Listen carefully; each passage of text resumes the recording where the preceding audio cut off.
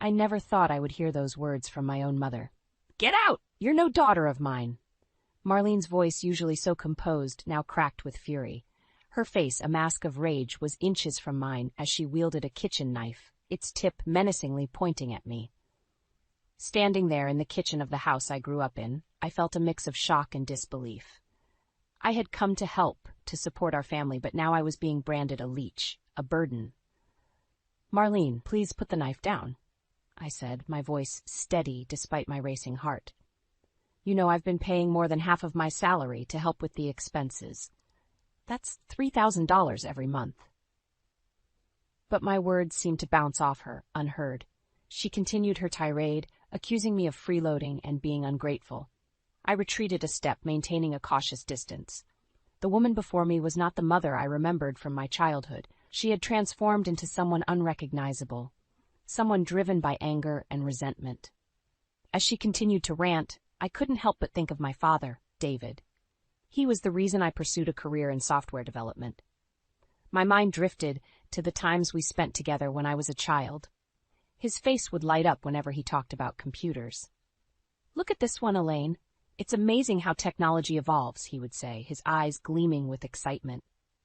Those moments in the electronics stores, with him explaining the intricacies of the latest models, sparked my passion for technology. My career was a tribute to those memories, to the bond we shared. I had worked hard, earning a respectable position at a reputable tech company. My job allowed me to work remotely, which was why I moved back home when David's health took a turn for the worse. But now, faced with Marlene's unwarranted hostility, I wondered if I had made a mistake. The sound of Marlene slamming her hand on the countertop jolted me back to the present. "If I knew you'd become such a parasite, I would never have had you," she spat out. Her words stung, but I refused to let them break me. "I'm here for Dad, Marlene, not to argue with you," I replied, trying to keep my voice calm. The situation was escalating beyond what I could have imagined. It was then that I heard the faint sound of a car pulling up in the driveway. David was home from his latest doctor's appointment. I rushed to open the front door, welcoming him and steering him away from the kitchen and Marlene's wrath. As I helped him settle down in the living room, I couldn't shake off the heaviness in my heart. The confrontation with Marlene had opened a chasm in our family, one that I wasn't sure could ever be bridged. I looked at my father, his face weary but smiling at me. In that moment, I knew I had to stay strong for him, regardless of the storm that was brewing in our once peaceful home. The hospital's sterile white walls felt cold and unwelcoming as I paced back and forth, waiting for news about David's condition. The call from Marlene had been abrupt and alarming. "David's collapsed. We're at the hospital." When the doctor finally emerged, his face was somber. "Your father had a stroke. We've managed to stabilize him, but he's not out of the woods yet." I felt a chill run down my spine. "Can I see him?" I asked, my voice barely above a whisper. "In a moment," the doctor replied, "but be prepared. He may have lasting effects from the stroke." As I entered the dimly lit room, I saw David lying there, frail and hooked to machines. His once strong and capable hands lay motionless by his side. I took his hand, tears welling up in my eyes. "I'm here, Dad. You're going to be okay." His eyes fluttered open, and he managed a weak smile. "Elaine, my girl," he murmured. I spent hours by his bedside, talking to him, reminiscing about our days exploring technology together. Every so often, Marlene would come in, her visits brief and her words few. "How is he?" she would ask, her tone devoid of warmth. "He's fighting, Marlene. He needs us now more than ever," I would reply, hoping for some sign of compassion from her. But compassion was a language Marlene seemed to have forgotten. Instead, she was more concerned about the practicalities. What about his job? The bills? "What are we going to do for money?" she fretted. Her words stung. Was money all she could think about at a time like this? I bit back my frustration, focusing instead on David's needs. As days turned into weeks, it became clear that David's recovery would be a long road. The stroke had left him with limited mobility, and he struggled with simple tasks. The once vibrant man who taught me about the wonders of technology was now dependent on others for his most basic needs. During his hospitalization, I noticed Marlene's visits becoming even more infrequent and perfunctory. She seemed detached, more concerned with her own life than with David's well-being. I decided to confront her one evening. "Marlene, Dad needs us. He needs your support," I said, my voice tinged with desperation. Marlene scoffed. "I have my own life, Elaine. I can't be expected to drop everything. Besides, he's your father. It's your duty to take care of him." Her words cut deep, but I refused to let them deter me. "He's your husband, Marlene. He needs both of us." But my pleas fell on deaf ears. Marlene was wrapped up in her own world, a world where her needs came first and everyone else's were secondary. As I left the hospital that evening, my resolve hardened. I would be there for David no matter what. Marlene's indifference only fueled my determination to ensure my father received the love and care he deserved. The days following David's return home were a whirlwind of adjustments and challenges. I had rearranged my life to accommodate my father's needs, balancing my demanding job with caregiving and household chores. One evening, as I prepared dinner after a long day of work, Marlene strolled into the kitchen. "Make sure dinner is ready by 7, Elaine, and I want something nutritious, none of that bland stuff you've been making." Her words were like a slap in the face. Here I was, doing my best to manage everything, and all she could do was criticize. "I'm doing the best I can, Marlene. I'm not just taking care of Dad, but the entire house," I snapped back, my patience wearing thin. Marlene let out a derisive laugh. "You call this taking care? You're barely managing. I had to handle much more at your age, without complaining." I bit my tongue to keep from lashing out. Arguing with Marlene was futile. She had always been self-absorbed, but now her lack of empathy and appreciation was more glaring than ever. Later that night, I helped David with his exercises, a routine that had become our little ritual. "You're doing great, Dad," I encouraged him as he struggled to move his arm. He smiled weakly. "I'm sorry, Elaine. I never wanted to be a burden to you." "You're not a burden, Dad. You're my father, and I love taking care of you," I reassured him, though the weight of my responsibilities was beginning to take its toll. The following morning, I found Marlene lounging in the living room, a magazine in hand. "Elaine, when you finish with your work, could you clean up around here? It's getting rather dusty," she said, not even bothering to look up. I clenched my fists, frustration boiling inside me. Here I was, juggling work and caregiving, and Marlene couldn't even lift a finger to help. It was always about her comfort, her needs. That evening, as I lay in bed, exhausted and overwhelmed, I made a decision. I couldn't continue like this. Something had to change. The realization that I was alone in this battle weighed heavily on me, but I knew I had to be strong, for David's sake. Marlene's selfishness had reached a point where it was not just infuriating, but deeply hurtful. Her indifference to our struggles was a clear sign that she was no longer the mother I once knew. The bond that should have united us in caring for David had been shattered by her callousness. As the days passed, the tension in the house grew thicker. Marlene's demands became more frequent and unreasonable, while her contributions remained non-existent. The strain was becoming unbearable, and I knew I had to find a way out of this toxic environment, for both my father's and my own sanity. The discovery was accidental, yet it shattered any remaining illusions I had about Marlene. I was searching for an old photo album in my closet when I noticed the empty space where my collection of designer bags and accessories used to be. Confusion turned to horror as I realized they were all gone. Confronting Marlene was inevitable. "Did you go into my room and take my things?" I asked, my voice trembling with a mix of anger and disbelief. Marlene, lounging on the sofa with a glass of wine, didn't even bother to look up. "Your room? This is my house, Elaine. I don't need your permission to enter any room."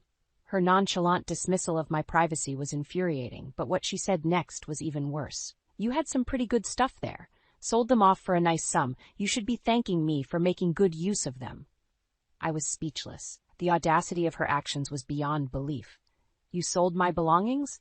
Those were mine, Marlene. You had no right." Marlene scoffed, finally turning to face me. "Right? I'm your mother. I have every right. Besides, it's only fair since you're living here rent-free." Her twisted logic made my blood boil. Living here to take care of Dad is not living rent-free, and what you did is theft, Marlene, plain and simple. But Marlene was unmoved. "Theft?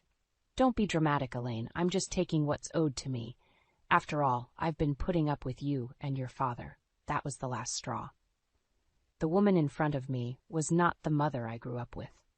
She was a stranger, consumed by selfishness and greed. Over the next few days, I struggled to come to terms with Marlene's betrayal. My sense of violation was profound. But more than that, it was the realization that she saw us not as family, but as assets to exploit. I began to plan our escape. David, despite his weakened state, was supportive. "We can't stay here, Elaine, not with her," he said one evening, his voice filled with sadness and resolve. The plan was simple, yet daunting. We would leave while Marlene was out, taking only what we needed. I found a small but comfortable apartment close to the hospital and arranged everything in secret. The day of our departure was tense. As the movers quietly packed our belongings, I watched the clock, praying that Marlene wouldn't return early. David sat in his wheelchair, a mix of apprehension and relief on his face. As we drove away from the house, I couldn't help but feel a pang of loss. This was the home where I had grown up, where I had so many memories with my father. But it was also the place where I had lost my mother. Not to death, but to something far worse: greed and indifference.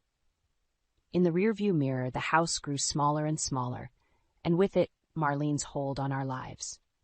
We were finally free, but the cost of that freedom was more than I had ever imagined. Our new apartment was modest, but filled with a sense of peace that had been missing for so long. As I unpacked our belongings, David watched, a look of contentment on his face. "It's good to be away from that house, Elaine. I haven't felt this relaxed in years." I smiled at him, feeling a weight lift off my shoulders. "Me too, Dad. We'll make new memories here, just the two of us." But our tranquility was short-lived. A few days after our move, I received a call from Marlene. Her voice was icy, laced with anger and disbelief. "Where are you? Why have you taken David? You can't just leave like that." I held the phone away from my ear, her shrill voice echoing in the quiet room. "You told me to leave, Marlene. So I did. Dad and I are safe and happy now." There was a pause on the other end. "You think you can just walk away, after everything I've done for you?" I clenched my jaw, fighting back the urge to yell. "Everything you've done? You mean selling my belongings? Neglecting Dad?" Her response was a venomous laugh. "Oh, please, you're just like your father, weak and pathetic. You'll come crawling back, you need me." But I was done being her victim. "No, Marlene, we don't need you. We never did." Hanging up, I felt a mix of relief and sadness. Marlene had chosen her path, and now we were choosing ours. The following weeks were a time of healing and adjustment. David's health was slowly improving, and we settled into a comfortable routine. I found joy in the small things: cooking meals for us, watching movies together, and talking about everything and nothing.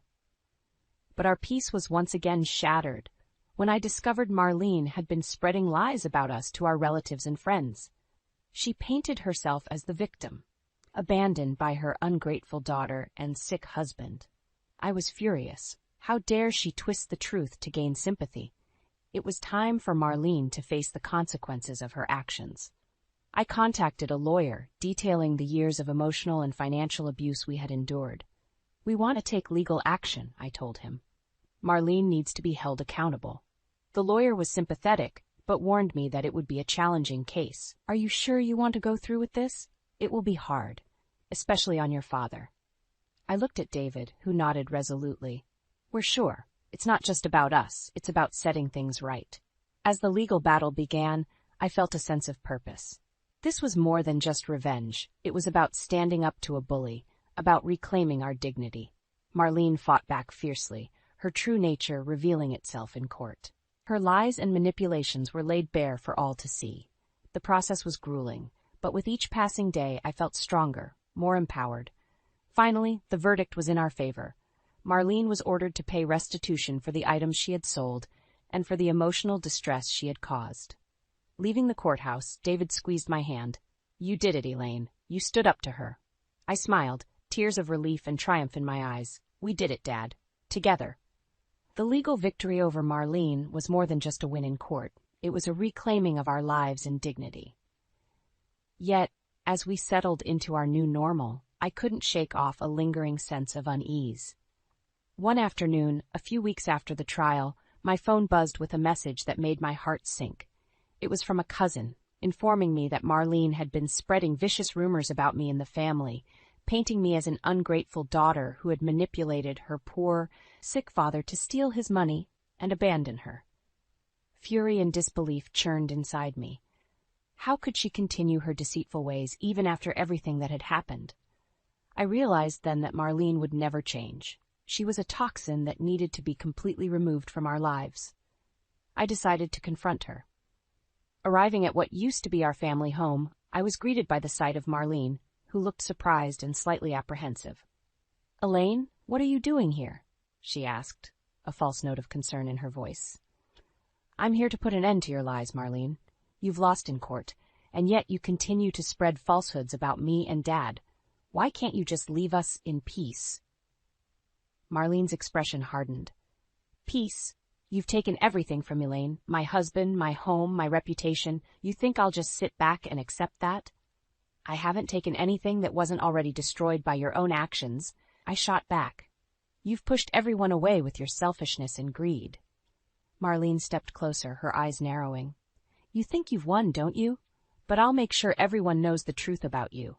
I'll ruin you, just like you've ruined me." I stood my ground, my resolve unwavering. "No, Marlene, you're the one who's ruined, and I won't let you drag us down any longer." Turning on my heel, I left her standing on the doorstep, her angry shouts fading behind me. I knew that our battle was far from over, but I was ready to fight for our newfound freedom and peace. In the following days, I worked with our lawyer to file a restraining order against Marlene. It was a drastic step, but necessary to protect ourselves from her relentless harassment and defamation. The day the restraining order was granted felt like a second victory. Marlene was legally bound to stay away from us, to cease her poisonous campaign against us.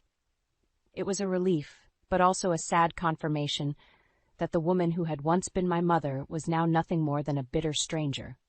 David and I could finally breathe a little easier, knowing that Marlene's ability to harm us was significantly curtailed. We focused on rebuilding our lives, on healing from the years of emotional turmoil. As I watched David one evening, laughing at a comedy show on TV, I felt a profound sense of gratitude. We had weathered the storm together, and though the scars remained, we were stronger for it. Marlene's reign of terror was over, and we were free to live our lives without her shadow looming over us. Months had passed since the restraining order against Marlene was put in place, and life had gradually settled into a new rhythm. The apartment felt like a true home, filled with laughter and memories in the making. David's health was stable, and though the past still cast a shadow, we were moving forward. One evening, as I was preparing dinner, the phone rang. The caller ID showed an unknown number, but something compelled me to answer. "Hello?"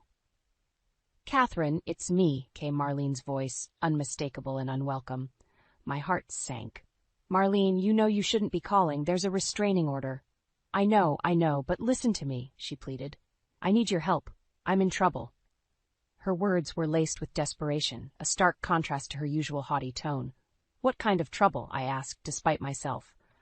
"I'm broke, Elaine. I've lost everything. I need money. You owe me that much." I felt a mix of anger and pity.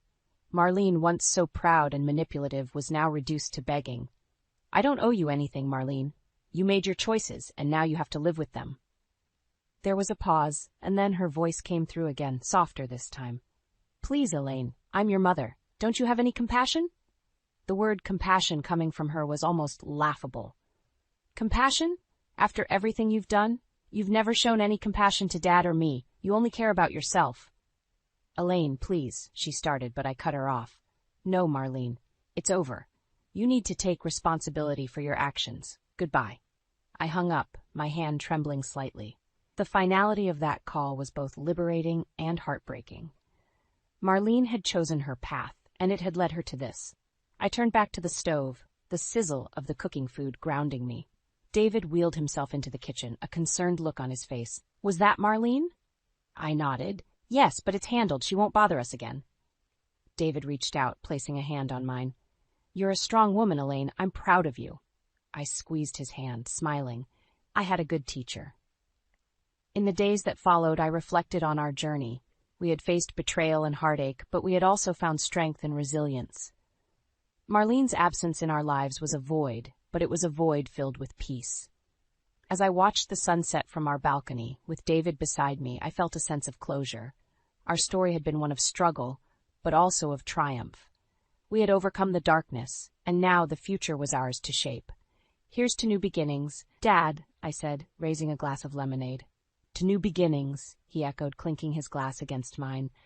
And in that moment I knew that no matter what the future held, we would face it together as a family.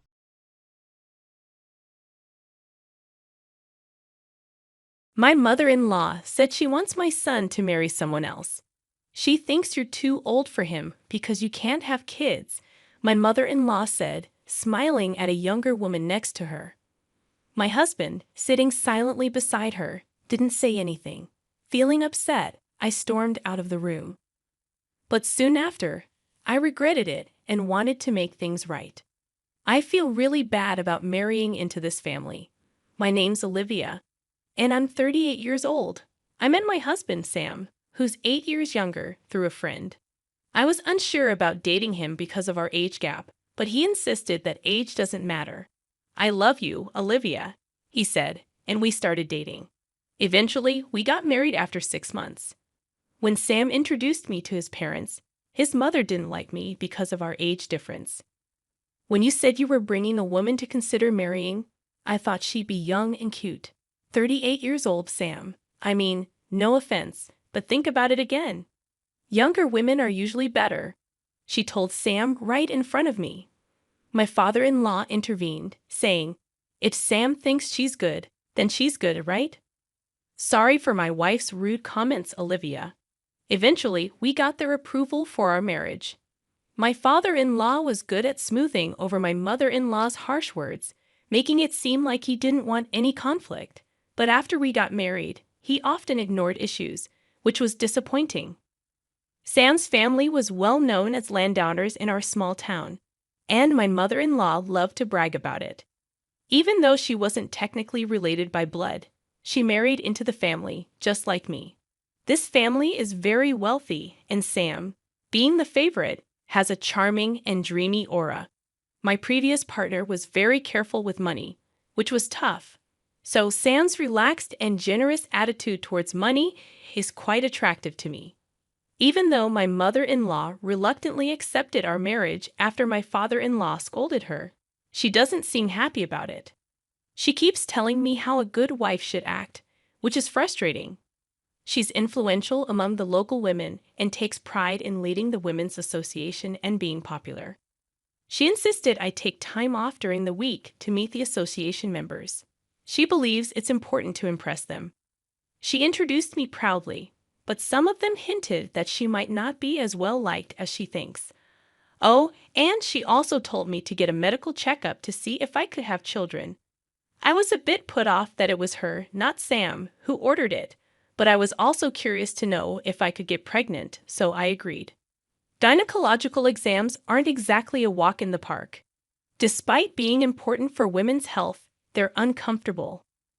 Does anyone else find sitting in that examination chair waiting unbearable? Despite the discomfort, my bridal health check results were good. I felt relieved when the doctor said, "You're healthy." Sam seemed worried, but he looked relieved when I told him the news. I shared the results with my mother-in-law, hoping we could finally celebrate our marriage happily. But then she said, "Good, you've passed the first hurdle." The first hurdle? What did she mean by that? I thought she'd be happier. Was she secretly hoping for bad news? As I tried to figure out how to respond, my mother-in-law surprised me with a proposal. After you get married, let's build a duplex and live together. You'll split the down payment and mortgage. You work in administration, right? Your salary might not be high, but you should be able to handle it at your age. A duplex? Living together? Splitting the costs with me? I felt overwhelmed by this sudden flood of suggestions. I looked at my husband sitting beside me, hoping for some support, but he remained silent. "Could you please chime in?" I asked him. I haven't discussed anything about living together with Sam. And, well, before we talk about a duplex and living arrangements, I'd like to address the comment about my job," I said, feeling a bit hurt. "You haven't discussed it." Oh, well, Sam probably thought it was understood. That's not good. We'd always planned that when Sam gets married, we'll all share a house and live together, my mother-in-law insisted. I felt a chill run down my spine. Always? Is she implying she drilled this idea into Sam's head by repeating it constantly? That's correct. That's what I had in mind. Wait, you didn't know about this? Why are you agreeing so easily? My mother-in-law questioned. I'm sorry, but I had no idea about this plan, and I can't make a decision without discussing it with Sam first. Can we please hold off on this for now? I said before leaving my in-laws' house. Later, when I talked to Sam, he admitted that after we got married, he intended to build a duplex on his parents' property and live with them. I was furious that Sam hadn't told me about his plans, but when he apologized and said he forgot, I couldn't stay mad. I thought I might not find someone as kind and handsome as Sam at my age, so I ignored the warning signs and went ahead with the marriage. Looking back, I realized I should have been more cautious. I ended up going along with my mother-in-law's wishes and helped pay for a duplex where we'd live with Sam's parents. 6 months into our marriage, I found out I was pregnant. I kept it a secret from my in-laws until I was sure everything was stable. When I finally told them, they were thrilled and started discussing baby names, assuming it would be a boy, although we didn't know the gender yet. Despite feeling pressure, it's nice to see them happy. I was advised to quit my job for safety reasons, but since I help with my family's business, I have some flexibility. I decided to keep working as long as it doesn't strain me too much. My pregnancy was going smoothly, and I started feeling the baby's movements, a long-awaited joy. It's a mysterious yet happy feeling to sense a tiny life stirring inside me. I'm grateful for the joy of being a woman and experiencing this miracle. Sam, my husband, and my in-laws eagerly anticipate the baby's growth at each checkup, and I can't wait for the child's birth. I have a feeling that my relationship with my mother-in-law will improve once the baby arrives. One day, when everything seemed perfect, I noticed the baby's movements were weakening. I felt an indescribable anxiety and rushed to the hospital. The doctors gave me heartbreaking news. Something was wrong with the baby. Why? How? I was living normally. What did I do wrong? I was gripped with fear over the risks. I was hospitalized immediately, but despite the doctor's efforts, my child passed away. Just a few more months and I could have held my baby. Why did this happen so suddenly? It felt like just yesterday when the baby was moving so energetically inside me. Was it my fault? As I cried in sorrow, my husband's words pierced through my pain. How long will you cry? It's over now, isn't it? Crying won't bring the baby back. Stop crying. I was stunned. What was Sam saying? Our child had just passed away. Even though I was taken aback by this cold side of Sam I had never seen before, my shattered state of mind left me unable to speak. Then came the day I was discharged from the hospital. Sam didn't come to pick me up. I managed to force a smile and reassure the nurses who were concerned about me going home alone. When I arrived home in a taxi, Sam, my mother-in-law, and an unfamiliar woman greeted me. "Welcome back. It's a shame, isn't it?" said my mother-in-law with a strange smile. "Yes," I responded, taking a seat on the living room couch as suggested. The seating arrangement was strange, with my mother-in-law and the woman sitting across from me on a bench, and Sam sitting next to them, showing no effort to comfort me or make eye contact. As my mother-in-law spoke, my heart sank. "We've talked it over with Sam. Since you can't have children anymore, we don't see the point in keeping you as our daughter-in-law. We're thinking of having this other girl marry Sam instead." Hearing those words while still reeling from the shock of losing my baby, tears filled my eyes. But I refused to let myself break down. I had to stay strong, telling myself that crying would mean giving up. I kept my head down, unable to look up. Ignoring my distress, my mother-in-law continued heartlessly. "If you're willing to work and support our family instead of having children, we might consider letting you stay. What do you think? Can I count on you to take care of us if they leave me behind?" Confusion and disbelief washed over me. Without thinking, I looked at my husband for support. But when our eyes met, Sam quickly looked away, Beside him, a woman who seemed triumphant stared back at me. I remembered her as Sam's childhood friend, introduced to me at our wedding. Seeing that my husband wouldn't even meet my gaze, I realized he's not on my side. He won't help me. A chill ran down my spine, and strangely, my mind became clear. They must have discussed this during my hospitalization. They planned to replace me, the woman who can't have children, with a younger wife who can bear in hair. If I stay here, I'll only suffer. There's nothing for me here anymore. With newfound clarity, I addressed Sam. I understand where you stand. Let's get a divorce. Please, go and live happily with your new wife. Leaving the house, I returned to my family home. My parents, surprised but warmly welcoming, were already aware of my miscarriage. They were outraged by the cruelty I had faced so soon after leaving the hospital. Their warm reaction was a relief after everything, and I ended up crying a lot that day. Exhausted from tears, I fell asleep. However, the next day, my mother-in-law and husband, who had shown such cruelty in driving me out, unexpectedly showed up at my family home. At first, my mother dealt with them normally, but once she realized who they were, she refused to engage with them. Then, they started incessantly ringing the doorbell, shouting, "We've canceled the divorce. Come back now." You see, my family runs a barbecue restaurant, a well-known spot that serves a globally famous brand of beer. It's frequented by many celebrities and athletes who enjoy our delicious food. However, my husband's family comes from an old, respected background, and they looked down on our family, thinking that running a restaurant was somehow shady. They had this outdated belief that restaurant businesses were inferior, and they saw our family as less well-off. We even invited them to dine with us once before the marriage, but they declined, saying, "Beef. We always eat at certain places. Eating meat from other restaurants gives me heartburn. Sorry." During the pre-wedding meetings, they indirectly belittled my family with remarks like, "Oh, you run a restaurant, right? That's so old-fashioned. Oh, I see, from your parents' generation. Dealing with beef, huh? Well, respectable families don't engage in such businesses." It hurt to see my parents, who had worked hard to raise me, being treated this way, but they brushed it off with a laugh, saying there are always people with narrow mindsets.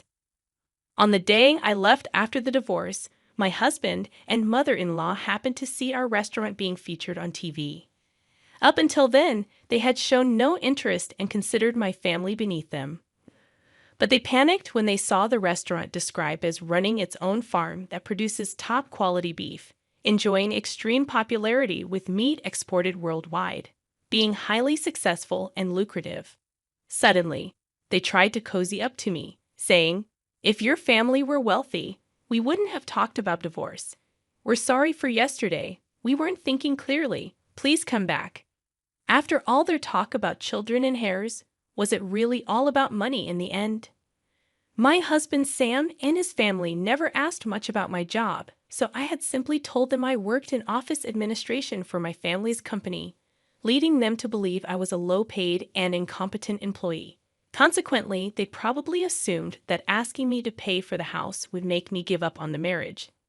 In reality, I managed the meat export division of my parents' company, earning a substantial income for an office worker. Fortunately, I had saved up a good amount due to getting married later in life, allowing me to provide the money they demanded. I am also a major shareholder in the company and aspire to eventually take over my father's position to further expand the business. Despite this, they had never shown any interest or asked me about my role until it was highlighted on TV, leading to an overnight change in their treatment of me. Despite incessantly talking about wanting children, it became apparent that money was their primary concern. Their shallowness appalled me. Finally, my father, who had been silently observing the situation, lost his temper and kicked Sam and his parents out. "Thank you, Dad. You saved me," I said. My father, still seething with anger, began drinking and cursing at them. He had me explain everything from before the marriage without holding back any details, believing I couldn't handle this alone. My father promptly contacted a lawyer he knew, leading to a demand for damages since I was unjustly evicted. We also asked for reimbursement for the housing funds I had provided during our cohabitation. The claim was acknowledged, and it was decided that I would receive a refund for the expenses I covered. However, Sam alone couldn't repay the loan I had taken out, so his family home had to be sold. They had built a lavish house on rural property just for show, leaving a considerable mortgage remaining even after the sale. Moreover, the house was filled with the eccentricities of Sam's mother, making finding a buyer willing to accept it as is doubtful, suggesting that disposal could take time. Fortunately, they managed to sell some land they owned separately, allowing me to recoup my money first, which was a relief. At this point, I was grateful for marrying into a landlord's family. Sam and his parents were forced to leave their beloved two-family home and now seemed to be struggling in a rented apartment, facing difficulty repaying their loan. As for the woman who was planning to marry Sam, she was only interested because she thought she'd live in a big house and that his family was wealthy. But as soon as she found out they were going to lose the house and still be in debt, she disappeared. It was probably the best decision for her because if she had married him, she might have been pressured to have a child and forced to work due to her young age. News travels fast in this rural area. Gossip spreads like wildfire, especially when it involves a well-known family like Sam's. People are buzzing with interest, commenting on how poorly they treated me and how they used to flaunt their big house, but are now in debt and living in an apartment. With both the wife and potential new wife gone, their family line might end with this generation. It's incredible how accurate the rumors are and makes you wonder who's been watching all this. The power of a rural network is quite something. Now my bossy mother-in-law, who used to act like she owned the place, sneaks around even when shopping, worried about people's stares. My parents remind me, "We warned you not to marry into a family that would insist on testing if you could get pregnant before marriage, didn't we?" And brush off the situation. They even console me in their own way, saying, "Olivia just rushed into marriage a bit. Don't worry about it. It's fine if you stay home." They try to be understanding in their own way. Despite the troubles of being kicked out and going to court, I can see they're happy to have their daughter back home. I'm grateful for their warmth. It feels like I was just dreaming or living a nightmare during my married life. But now I'm free. I may have a divorce behind me, but I'm still in my 30s. I haven't given up on marriage. Once things settle down, I plan to work hard to find a new partner. But for now, maybe I'll focus on doing good things for my parents.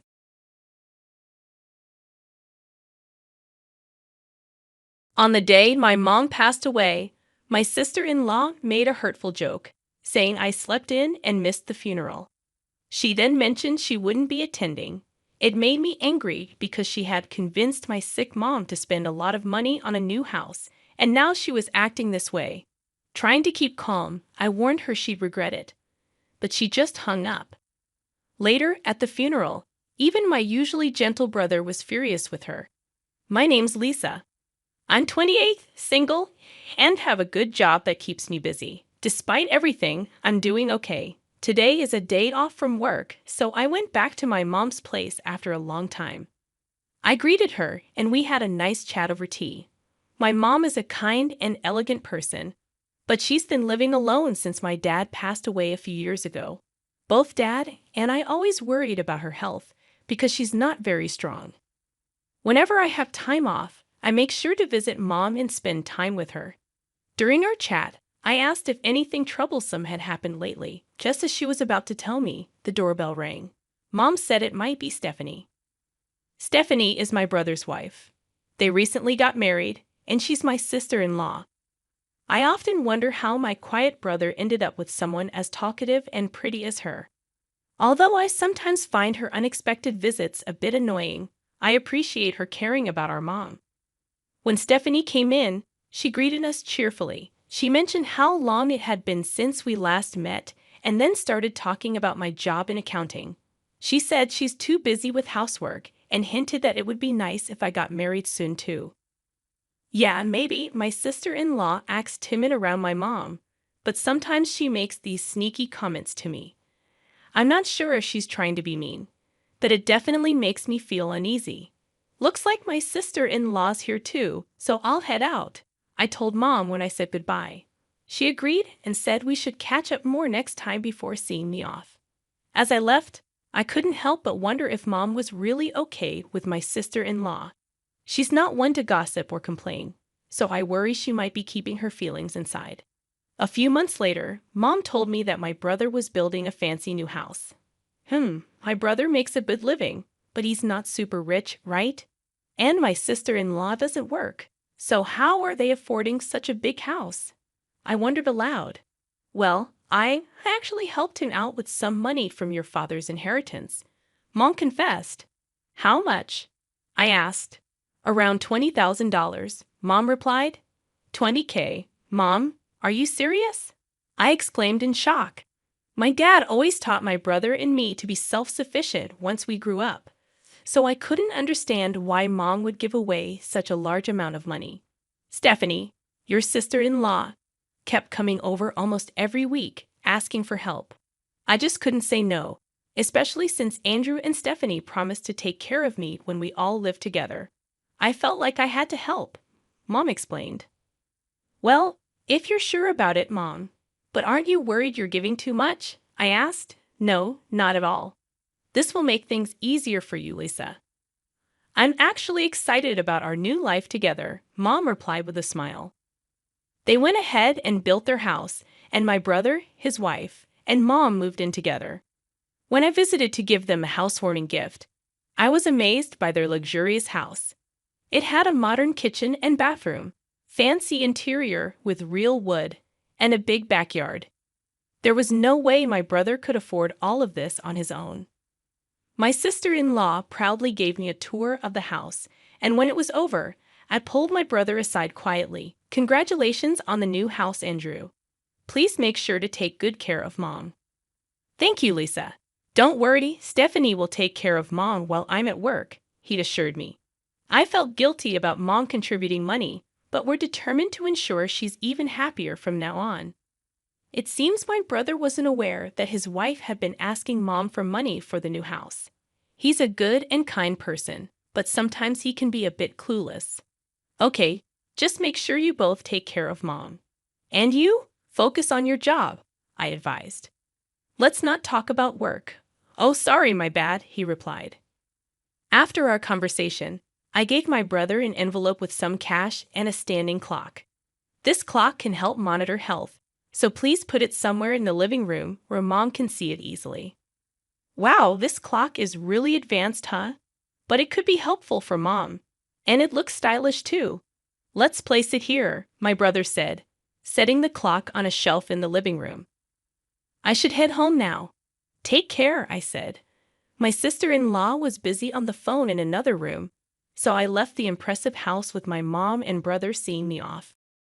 6 months had passed, and it seemed like my mom, who had been a worry, was doing well with my brother and his wife. I was able to focus on my work, thinking that these peaceful days would continue until I received the heartbreaking news of my mom's passing. When my brother came back from work, he found our mother had stopped breathing. It appeared she had passed away alone in her room. The doctors at the hospital said her existing heart condition, worsened by stress, was likely the cause of death. Mom, why now? I wish I had come home sooner. I'm so sorry. My brother and I held onto our now lifeless mother, tears streaming down our faces. My sister-in-law, Stephanie, was not there at the time. Brother, wasn't Stephanie supposed to be home? And what do they mean by overwork? I asked, feeling puzzled. No, she wasn't home. And about the overwork, I'm not sure. Stephanie took care of all the household chores, so it doesn't make sense, my brother replied, sounding confused. Feeling uneasy, I said, well, first things first, we need to arrange Mom's wake and funeral. You'll probably need to take the lead as the chief mourner, Andrew. You're right, Lisa. Can you help me? My brother asked. So my brother and I started working hard to prepare for the memorial service.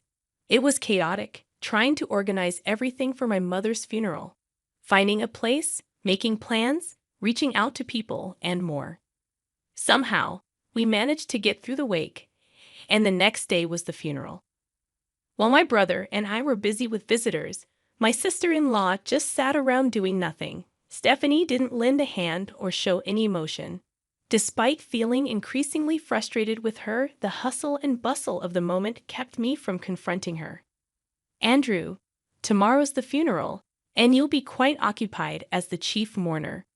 Why don't you and Stephanie go home for a bit? I'll stay here, I suggested. Yeah, I appreciate that, Lisa. Thank you, my brother replied. After they left, I got my work laptop out in the now empty room and started working. I barely slept throughout the night. The next morning on the day of the funeral, even though it was scheduled to start at 10 a.m., I met up with my brother at 6 a.m. to get ready. We were swamped with preparations, going over the eulogy my brother had written as the chief mourner, meeting with the funeral director, and more. My brother mentioned that Stephanie would join us later for the actual funeral. And then, around 9:30 a.m., I got a call from Stephanie. Hello, Lisa. I'm calling because Andrew isn't answering his phone. Okay, and, I just woke up, overslept. I won't be able to make it to the funeral. Struggling to keep my voice steady and not let my anger show, I replied, okay, but you might regret missing it, you know? Stephanie, I don't think that's a good decision.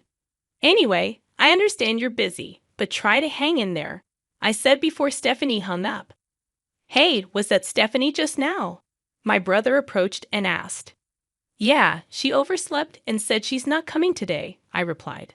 What? That's unbelievable. It's our mother's funeral, my brother exclaimed. Let's just focus on the funeral, Andrew. I'll talk to you about something afterward, I said, trying to keep things calm. Somehow, we made it through the funeral together. My brother and I paid our respects to our mother's remains, but Stephanie was still nowhere to be found. What was she thinking, not showing up for her own mother-in-law's funeral? By the way, Lisa, what did you want to show me? My brother asked, trying to shift focus. Sure, Andrew. Take a look at this, I said, pulling out my laptop. What is Displayed on the screen was the living room of my brother's house. It dawned on my brother that the clock I had given him as a gift had a hidden camera installed, meant for keeping an eye on elderly folks or pets. I had given it out of concern for Mom, but since she seemed fine, I didn't want to invade anyone's privacy, so I hadn't looked at it until now. However, yesterday, I decided to check the footage from the past week. Here it is, I said, opening a few videos. My brother watched them closely, holding his breath. What the footage showed was heartbreaking. My sister-in-law was exploiting our mother, harshly assigning all the household chores and tasks to her, from cooking to laundry to cleaning. My frail mother was being forced to work to exhaustion. While Mom was busy with the housework, Stephanie would slack off and go out. In the footage, you could occasionally see Mom clutching her chest in discomfort and hesitating to call someone on her phone, only to decide against it. Mom couldn't tell us about the mistreatment she was enduring from Stephanie. She always wanted our happiness, you know, Mom. I had no idea. Please forgive me. Both my brother and I sobbed. The pain of seeing our mother in such a situation was almost unbearable. Lisa, can we see the footage from the day Mom passed away? My brother asked me.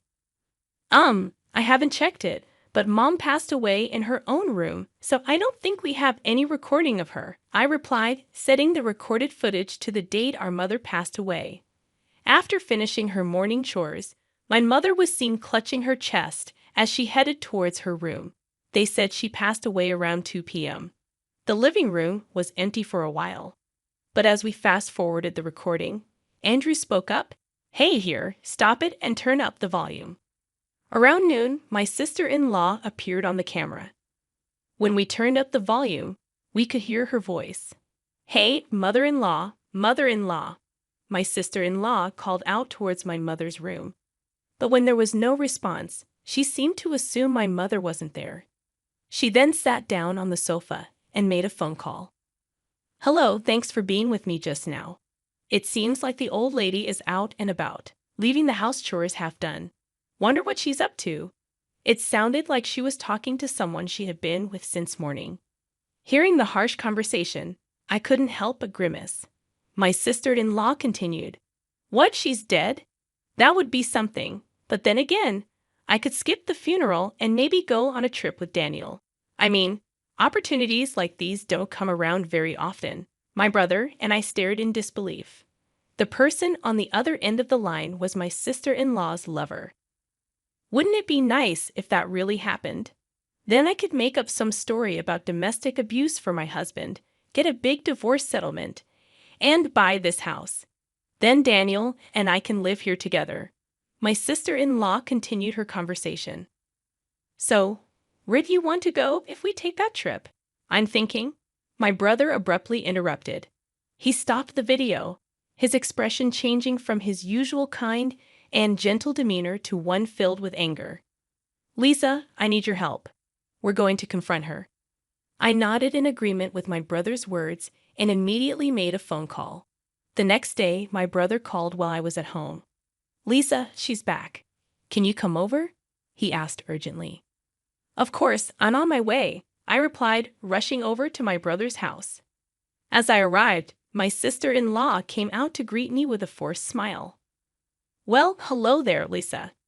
What brings you here on such short notice? You really should have let me know you were coming," she said, looking slightly annoyed. "Andrew called me here." "Please come this way," my brother interjected, leading us inside the house filled with the scent of incense. We all sat down at the dining table. "What's going on, you two?" "It sounds serious," I said. "I do feel bad about missing the funeral." I addressed my sister-in-law, Stephanie, in my usual tone. "But ever since you moved in, you've been treating our mother like a servant, haven't you? And even though she was sick, you made her pay $20,000 for the new house." "Huh? What are you talking about? I did all the housework." "Are you trying to start a fight?" Stephanie retorted defensively. "Actually, everything has been recorded." "I'm not actually an accountant. I'm a private investigator," I revealed. My brother was the only one who knew. I pointed to the surveillance camera embedded in the living room clock and showed her my phone. The video of my mother doing housework under my sister-in-law's command was on the screen. "What? This is a violation of my privacy." "What were you thinking? Delete it now." Stephanie raised her voice, clearly alarmed. "I installed it. As the owner of this house, I have the right to do so." "It's not a violation of privacy," my brother calmly responded. "What's going on with you two? And what do you mean by private investigator?" Stephanie froze, realizing something was amiss. My brother silently got on his phone, and the audio of Stephanie's phone call began to play. "I might just skip the funeral and go on a trip with Daniel, and maybe make up a story about domestic abuse from my husband for a big divorce settlement." As the recording played, Stephanie's face went pale. "Now this isn't what it seems. Please, hear me out," she pleaded. "What's the difference? Tell me," my brother demanded. Caught off guard, Stephanie began to make awkward excuses. "Well, he's just a friend. We were joking around. I didn't cheat. There's no evidence, right?" "But there is," I said, spreading out several pictures on the table. Images of Stephanie coming out from a nearby resort with a man, being intimate in their car, and even entering a hotel on their way back. Clear evidence of cheating. "What? What's this? How did you get these?" Stephanie's voice trembled. "You mentioned it over the phone, didn't you? You talked about where you wanted to go on your trip and how you planned to spend the night together with him." "I had someone from our company take these photos," my brother explained. "How could you do such a thing during our mother's funeral?" I calmly spoke. "Oh, enough. What's wrong with you all?" Stephanie burst out. "There's no way we can stay married after this, Stephanie. We're getting a divorce," my brother declared. "But I'm going to demand plenty of alimony, and you're going to have to move out of this house," Stephanie countered. "Excuse me?" My brother and I exchanged a glance, stunned by her audacity. "I mean, when people get divorced, the wife receives alimony, right? Now, hurry up and give me my money," Stephanie demanded. Actually, that's not true. Since you cheated, you're the guilty party, And you're the one who will have to pay compensation to my brother, I intervened. What? Clearly, you're even more foolish than I thought. Pitiful, just as Lisa said. I'm going to demand alimony from you and from your lover as well, my brother added. What? And besides, it's for me to tell you to leave. Don't ever come back, Stephanie retorted, growing more agitated. No, this must be a lie, Stephanie muttered as I handed her a return suitcase and escorted her to the entrance. After closing the door, I gently patted my downcast brother's shoulder. 6 months later, my brother's divorce from Stephanie was finalized. She tried to take it to mediation, but the evidence my brother had gathered made it clear to the mediators who the guilty party was. It turned out that Stephanie had been squandering the money from their joint bank account. So my brother was able to divorce her with almost no division of assets. After that, just as he had declared, my brother claimed alimony from Stephanie and her lover. The lover, who had planned on moving in with Stephanie using the alimony from my brother, was outraged by the alimony claim and immediately broke things off with Stephanie. Having nowhere to live and being dumped by her lover, my former sister-in-law is now said to be living alone in an old apartment, working part-time. My brother went through a period of depression. He eventually sold the house, stating that he was done with marriage. Now he lives alone. Seeing my brother looking so lonely, I've been considering introducing him to a kind woman I recently met through work. She's also a divorcee, so they might be able to relate to each other easily. With those thoughts in mind, I head out and work hard again today.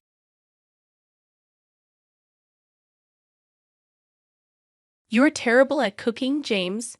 Go freeze outside with your failed meal, she yelled, slamming the window shut and locking it.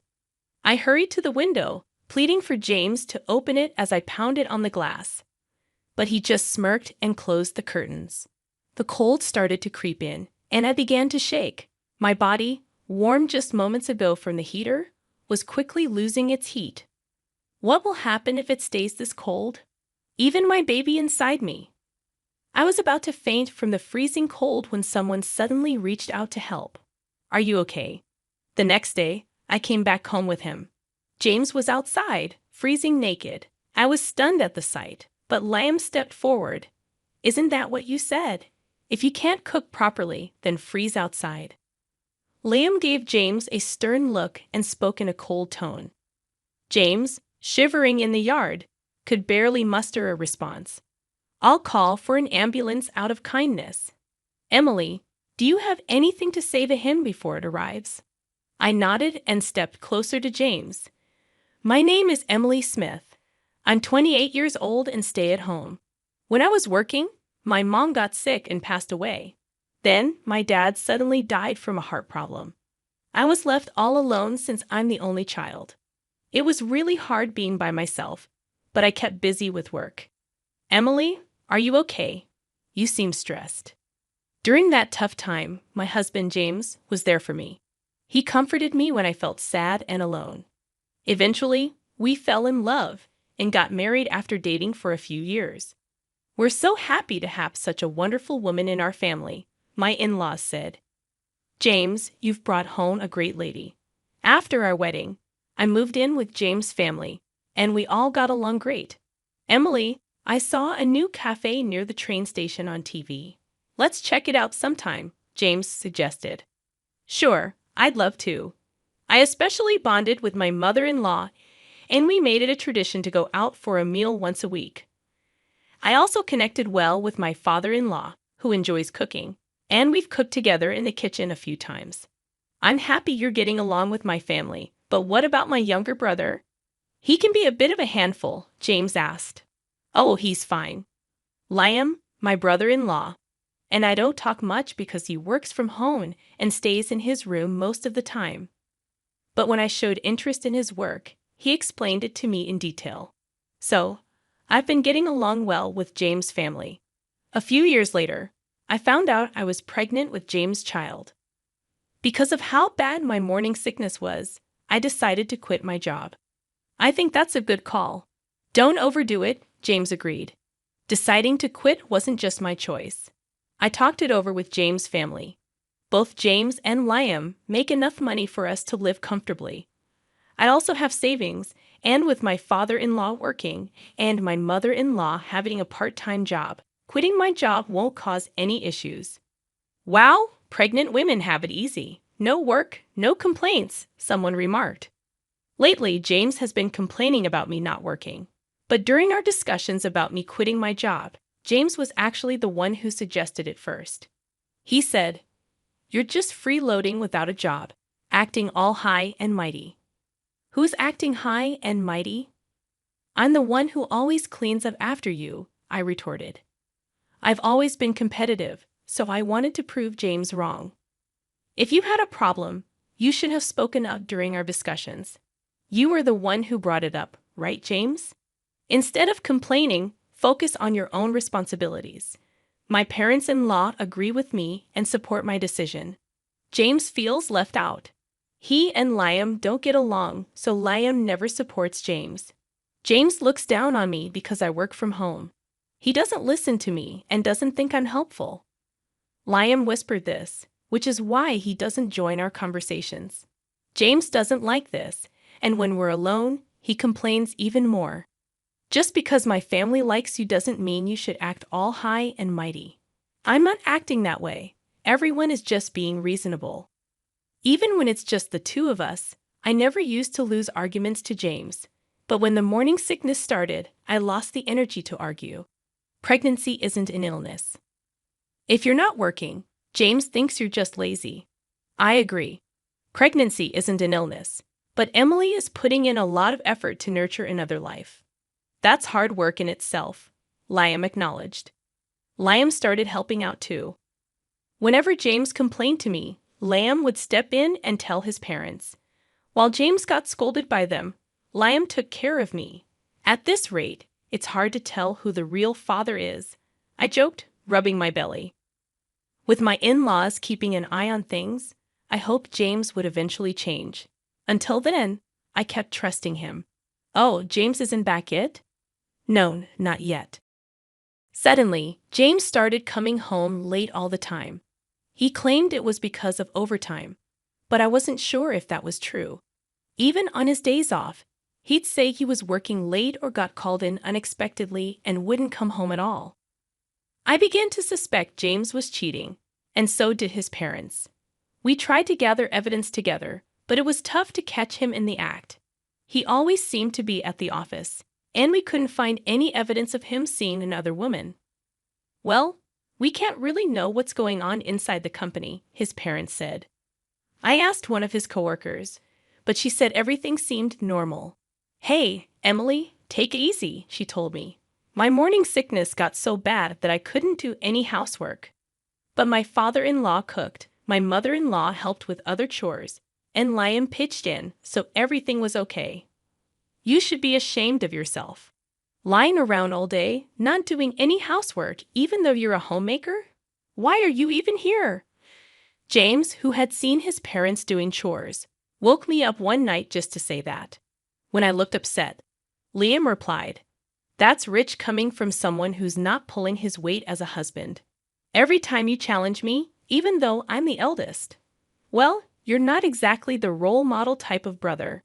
You've always been a bit of a know-it-all," Liam retorted. The argument between the brothers escalated, almost turning physical, before their parents stepped in to stop them. After hearing what happened, their parents scolded James, saying, "That's enough. Do whatever you want." "Wait, James, where are you going without talking to me?" James left without a word. "I'm really sorry about that. We'd apologize," their parents said to me in place of James, and the situation calmed down. However, James's behavior has been worsening, and something needs to be done soon. I was at a loss for what to do. Is everything okay? One Saturday, my in-laws had planned a trip for a local event. Despite arranging it beforehand, they were worried about leaving me alone due to James's recent behavior. "I'm concerned about leaving you," my mother-in-law said. "I'll be fine. My morning sickness has eased up a lot," I assured them. They left with concern, and around the same time, Liam had overnight commitments. "I'm sorry for leaving at this time," Liam said. "It's okay. Take care, I replied. Not long after they left, Liam also departed. James was unusually at home that day, still asleep. Despite not feeling my best, I decided to get up and do things around the house. I didn't want to risk James's criticism if I stayed idle. Thankfully, my father-in-law had prepared plenty of dishes and stored them in the fridge. I started cleaning and doing laundry, taking it easy on myself. Hey, breakfast! James finally woke up close to noon, still looking grumpy with messy hair. He demanded breakfast, and I rolled my eyes, grabbing some leftovers from the fridge. What's that? Leftovers your dad made you? You can't even cook as a homemaker, James remarked. His comment annoyed me. Why does he say things like this? Doesn't he realize I'm pregnant with his child? There's no excuse for his behavior. Sorry, but right now, my main job is taking care of our baby. Household chores can wait. How dare you talk to your husband like that? James shouted at me, but then Liam barged in, breaking the tension. I could hear them arguing loudly outside. You stay out of this. James snapped at Liam before storming off to his room, muttering angrily. As expected, James made a racket and then left the house. Liam let out a heavy sigh. You okay? Liam asked as he entered the room. Yeah, what brings you here? I replied.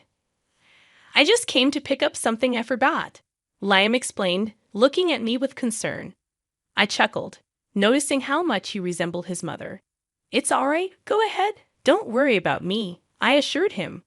Okay then, I'll head out, Liam said, hesitating for a moment before leaving. I couldn't help but wonder, where did the James I first met go? At this rate, it seemed like divorce was inevitable. But I still wanted to remain close to my in-laws. Feeling suddenly drained, I decided to lie down. And before I knew it, I fell into a deep sleep. Emily, time to wake up. James's voice interrupted my sleep. I mumbled as I sat up. I met James's eyes, expecting him to scold me. However, he gave me a wry smile. I'm sure I'll get an earful from James later, I thought.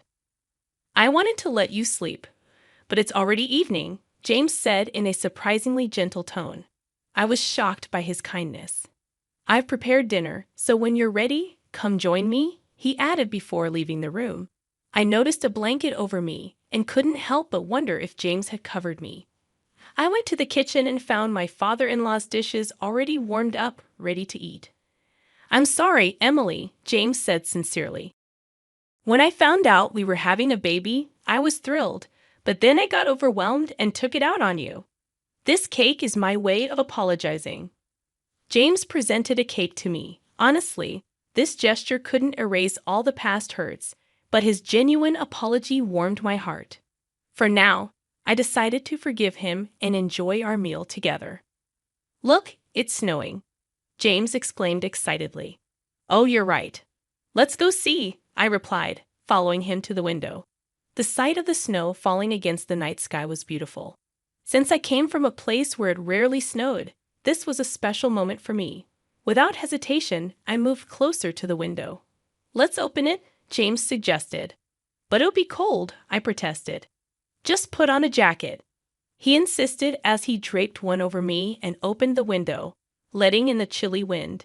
As I braced myself against the cold, James hugged me. Suddenly, I found myself outside, and when I turned around, I saw James grinning mischievously. You're a homemaker who doesn't do the housework. That makes you a bad wife. Think about that tonight, he teased. Excuse me? What are you saying? You can't even cook, I retorted. With that, James shut and locked the window. I rushed to the window, pleading with James to open it as I pounded on the glass, but he just grinned and closed the curtains. The cold was starting to make me shiver. My body, warm from the heater just moments ago, was rapidly losing its warmth. What am I going to do if this continues? Even my baby inside me, just as I felt like I might pass out from the cold and shock, someone reached out to me and asked if I was okay. They helped me into their car. Why were you out here at this time of night? It was Liam, who had come home earlier than planned because he was worried about James. The car's heater warmed me up, and I felt relieved. "We should go to the hospital, just to be safe," Liam suggested as he drove me there. Thanks to his quick action, both my baby and I were okay. While I was being examined, Liam arranged for a hotel where we could stay. He left to take care of something else. "I'm so relieved. You're going to be a strong baby, right?" Feeling reassured, I rubbed my belly. I was grateful that nothing serious had happened. Exhausted, I fell asleep as soon as I lay down on the bed. "Oh, Emily, are you feeling better now?" Liam asked as we left the hospital. "Yes, I'm completely fine now." "Thank you so much," I replied gratefully. "No problem. Shall we head home?" Liam suggested. The next day, as we arrived home, I was shocked to see James freezing naked in the yard. Liam approached him with a cold gaze and tone. "This is what you said, right? If you can't cook properly, then freeze outside." James, shivering, couldn't even respond properly. "I'll call an ambulance out of kindness." "Emily, do you want to say anything to him before it arrives?" Liam asked me. Nodding, I stepped closer to James. "It's because of you that our baby was almost in danger. I will never forgive you. Just wait," I told him firmly. James was taken to the hospital. Later, I asked Liam what happened last night after he dropped me off at the hotel. Liam returned home alone and found James sleeping in the living room, naked with another woman who seemed to be his mistress. James had brought her home, thinking we wouldn't be there, and with me locked out, he seemed confident. Liam, furious, threw James out of the house in his birthday suit, telling him to think about his actions.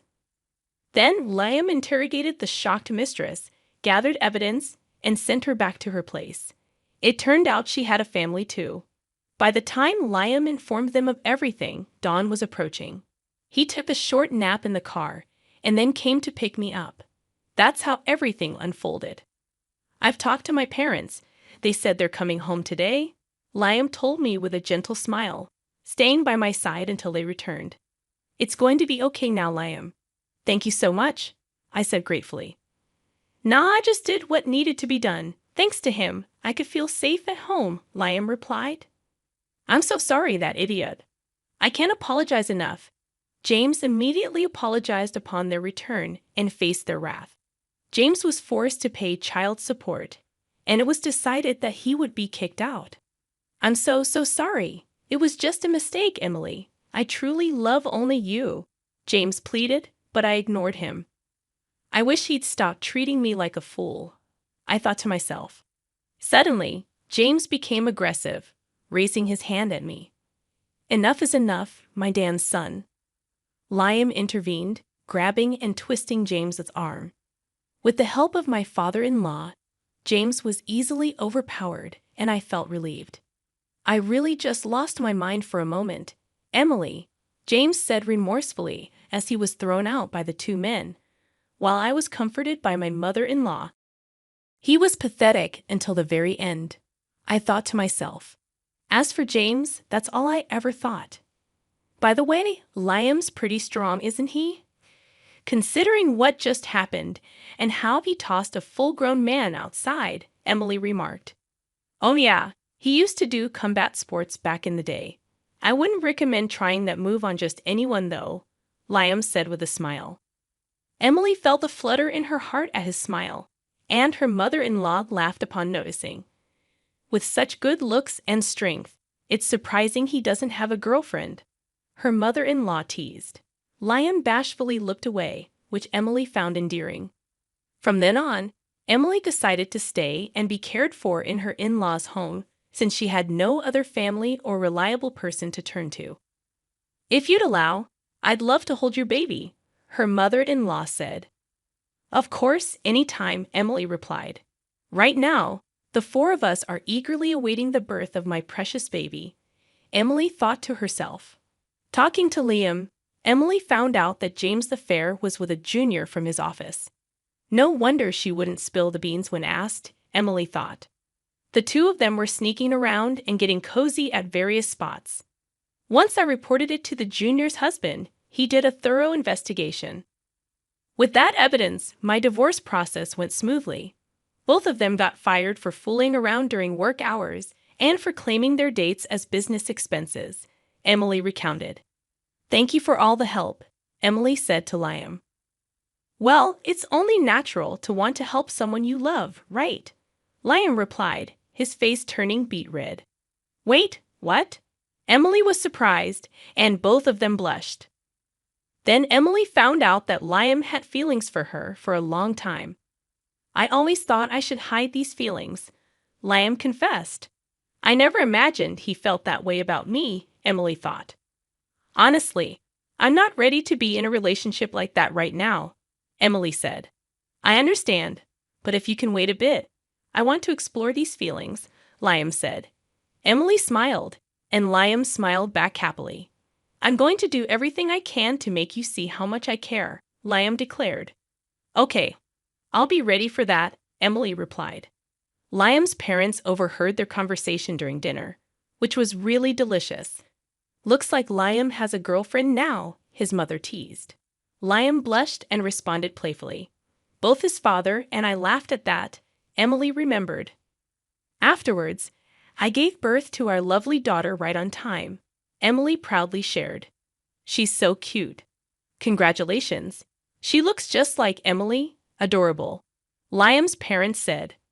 I don't want to let her go, Liam said happily, embracing his role as a father. Years later, I happily married Liam again, and our daughter calls him Daddy. Liam adores her.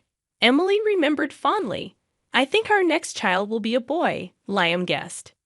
Yeah, that would be cool if he's like me. But having a boy who looks like you would be awesome too, Liam added. I'm pregnant with our second child now. Our daughter is thrilled about becoming a big sister, Emily said happily. We're all thinking of names together. It seems like our daughter's suggestion might win, Emily laughed. I'm going to make Emily our daughter and the new baby happy, Liam promised. Don't forget about yourself in that promise, Emily said with a smile. We're planning to live happily ever after, all 6 of us together, having fun and getting along. That's our plan, Emily concluded. We can't wait to go out together as a family once the new baby arrives.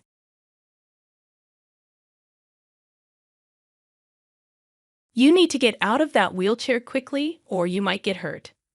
I could hear Tyler's happy voice behind me as I desperately tried to stop the wheelchair from speeding up. I pulled on the brakes as hard as I could with my hands. Tyler was someone who didn't care much about money, but we were supposed to be celebrating our love that day. As I struggled with the out-of-control wheelchair, I felt more angry than sad. Suddenly, something got caught, and I was thrown out of the wheelchair. There was a loud noise, and I blacked out. The next day, I woke up in a hospital room. Tyler was crying on the next bed. After a while, he noticed me and started talking, trying to sound comforting. Are you okay, Amy? I'm glad, he said, with a forced smile. Then he started talking about how he got hit by a car and lost his leg. He became more emotional and showed me his amputated leg under the blanket. Hey, you're going to help me, right? We're married, aren't we? He said, expecting me to agree. But I refused. Tyler was shocked. Who's going to help me then? He asked. I decided to share my thoughts. I told him about myself, that I'm Amy Moore, a 45-year-old illustrator who used to love being active. I even competed in national swimming competitions when I was younger. But about 2 years ago, I got a disease that made my left leg weak. Now, I can't walk without a wheelchair. I explained how Tyler and I met at a group date and fell in love. We got married after dating for 3 years. We were happy until I became disabled. That's when Tyler's attitude changed. He started demanding money from my family to make our home accessible and to hire a helper. When I told him I planned to use my savings for that, he got upset, worrying that it would affect his inheritance. Tyler tried to apologize and backtrack, saying he thought we would need a lot of money from now on, but I saw through his excuses. I didn't trust Tyler's excuses. He seemed obsessed with keeping our money intact. Despite my doubts, I tried to convince myself that it was just his usual stinginess.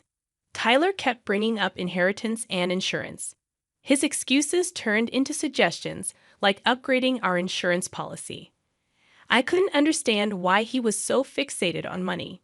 In the end, despite Tyler's protests, I decided to use my savings and bonus to make our home wheelchair accessible. I also hired a housekeeping service 3 times a week to help with chores. The woman in charge was kind, and I enjoyed chatting with her during breaks. But Tyler seemed to dislike her. He nitpicked everything she did, from folding laundry to washing dishes. His complaints annoyed me, and one day, I exploded in anger. Tyler's response shocked me. He said he'd deduct the amount we paid the housekeeper from our living expenses. That meant I'd have to cover the extra cost, as Tyler planned to keep that money for himself. I was stunned. Our living expenses were already tight, and tripling my contribution wasn't feasible. Tyler didn't seem to care. He thought since I was earning, I should foot the bill. But my income wasn't enough to cover such a huge increase in expenses. However, Tyler didn't show any signs of backing down. He agreed, but asked me to make sure to save that extra $1,000 properly. With Tyler agreeing so cheerfully, I couldn't shake off the anxiety building inside me. And unfortunately, my worries soon came true. Tyler stopped griping about the housekeeping agency, but in turn he stopped helping with any chores around the house. I tried to remind him that we still needed to pitch in with daily chores, even though we hired help. But Tyler brushed it off, saying that since we were paying for it, they should do everything. He started spending more time away from home, barely talking to me when we did cross paths, wearing a disgusted expression on his face. Thoughts of divorce crept into my mind. Then out of the blue, Tyler suggested we go see the cherry blossoms at the botanical garden.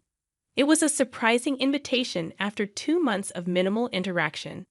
His cheerful demeanor during our outing momentarily eased my troubled heart.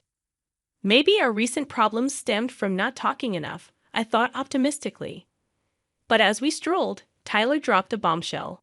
He confessed that he was out of money and needed my insurance payout urgently. Confused and alarmed, I panicked when I realized he was pushing my wheelchair downhill without my control. Desperately, I tried to stop the speeding wheelchair, but Tyler's voice echoed merrily behind me, warning me of the danger. Despite my efforts to hit the brakes, the wheelchair hit an obstacle, throwing me off, and I lost consciousness. When I woke up, I found myself in a hospital room. Tyler was beside me on the next bed, crying. After noticing I was awake, he spoke to me with a pleading smile. "Amy, you're safe. I'm glad. I was hit by a car. My leg. Tyler became increasingly emotional and uncovered himself, revealing that he only had one leg. "You'll help me, right? We're husband and wife, aren't we?" "I refuse," I replied firmly. Tyler was stunned. He never expected me to refuse. Speechless, he stared at me. Why would I help someone who pushed me down a hill just to get insurance money? It was a moment of madness. I regret it. Saying sorry won't fix everything. If you were supposed to save $1,000 a month for me, what happened to that? "I am doing that," Tyler stammered. "Oh, really? Then you can pay for this hospital stay with that money." Tyler panicked because his bank account was almost empty. I knew this because I managed our finances and kept track of our bank accounts. I discovered that instead of saving money, Tyler was sending it to another woman. I hired a detective and found out Tyler had cheated on me and had a child with his affair partner. The money was going to his affair partner as child support for his kid, 4 years old. Cute age, huh? Have you been visiting her? How long have you known? "A month now," I revealed. Tyler was shocked.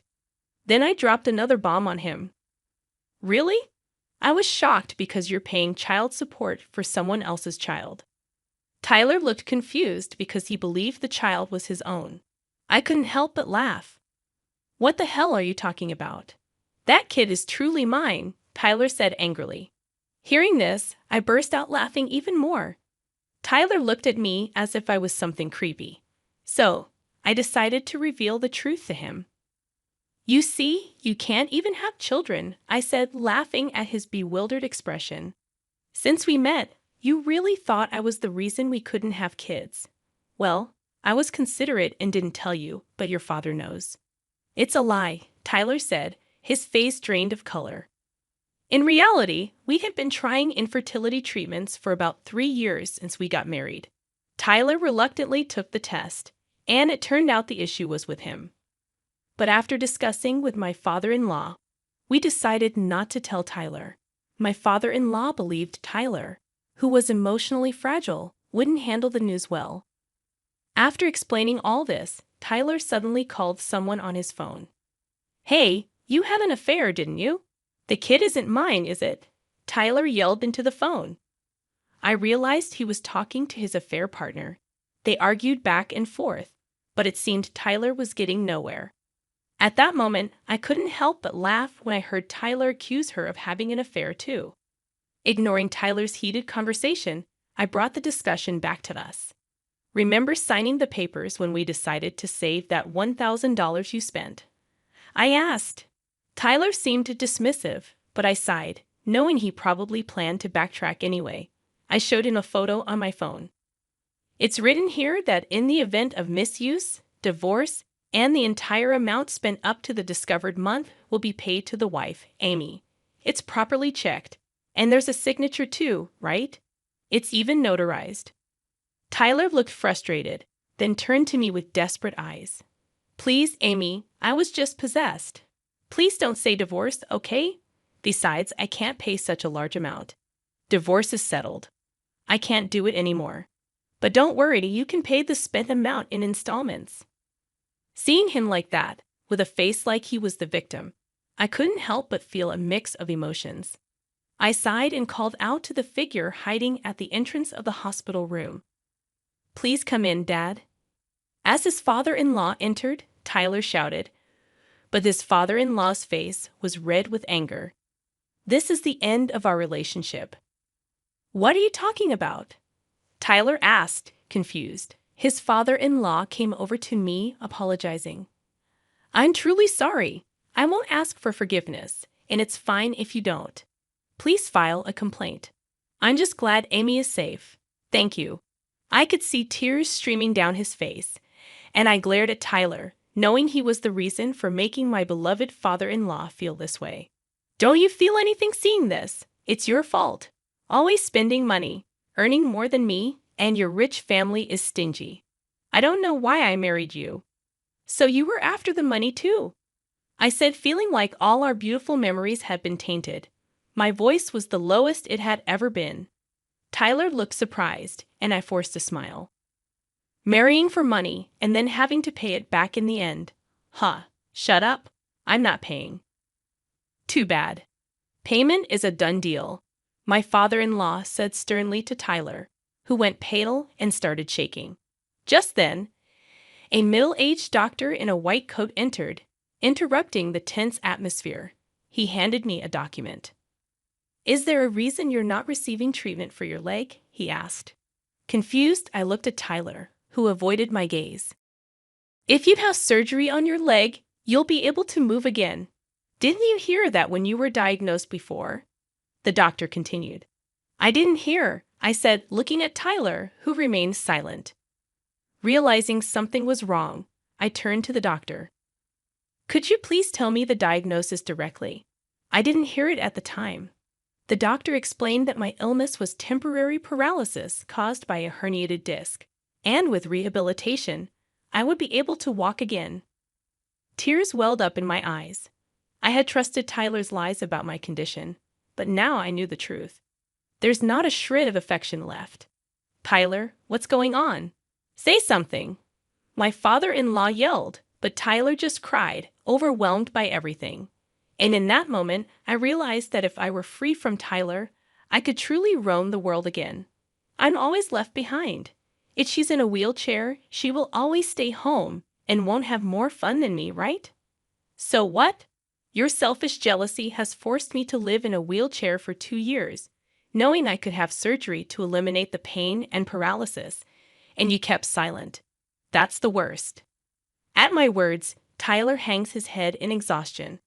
I look at him with cold eyes, and both the doctor and my father-in-law seem angry at Tyler for selfishly denying me my chance for treatment. So, Amy, may I explain the surgery to you tomorrow? The doctor asks. Yes, please do, I say, instantly brightening up. The doctor smiles back warmly, giving me hope for a bright future ahead. I will instruct the nurse to separate the rooms, the doctor says.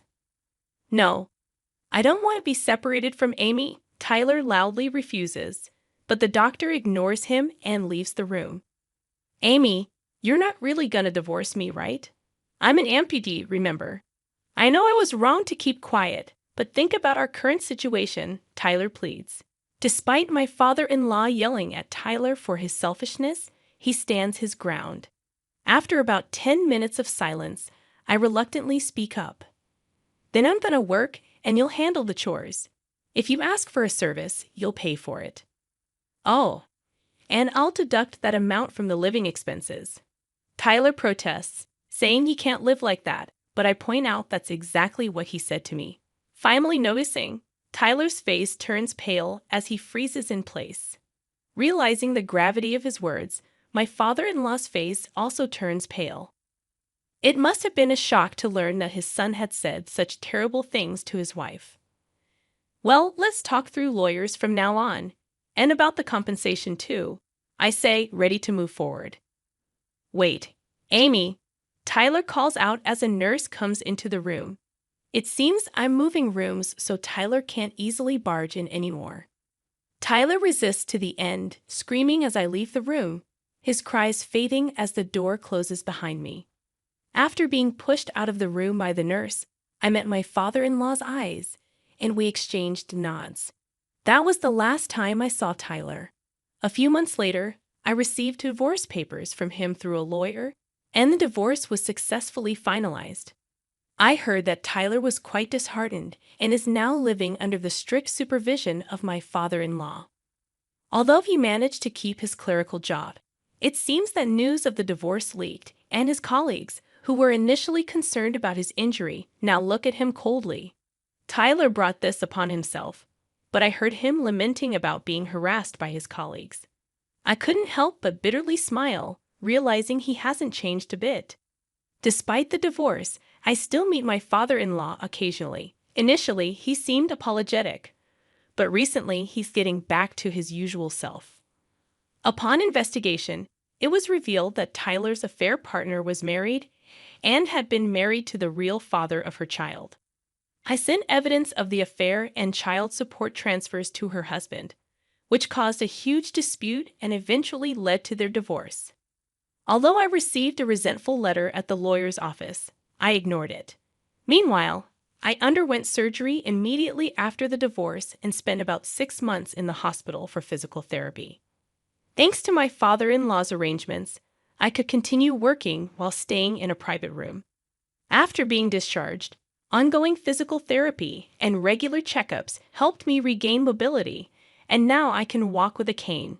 Recently, I've been taking walks around the house.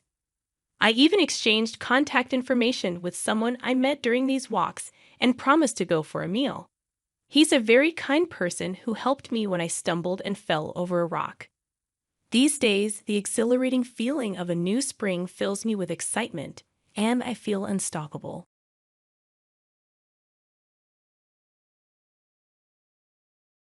A big renovation project for taking care of older folks. It costs $30,000. But wait, what's happening? That's the house of my wife's parents, isn't it? A man on the phone claims to be married to my wife's estranged sister. The talk is all confusing, so it seems like my sister-in-law might be planning something. My name's Martha, and I'm 56 years old. I stay at home. My kids, a son and a daughter, are grown-ups now and don't live with us anymore. It's just me, my husband, and his parents living together. We all get along well, which is nice because I lost my own parents when I was young. My husband and I were supposed to live with his parents when we got married, but my mother-in-law, who had a tough time with her own mother-in-law, had the house changed so we could have our own space. Even though we share the house, we each have our own private area. That's probably why we get along so well. My husband still works during the day, so I spend a lot of time with my in-laws.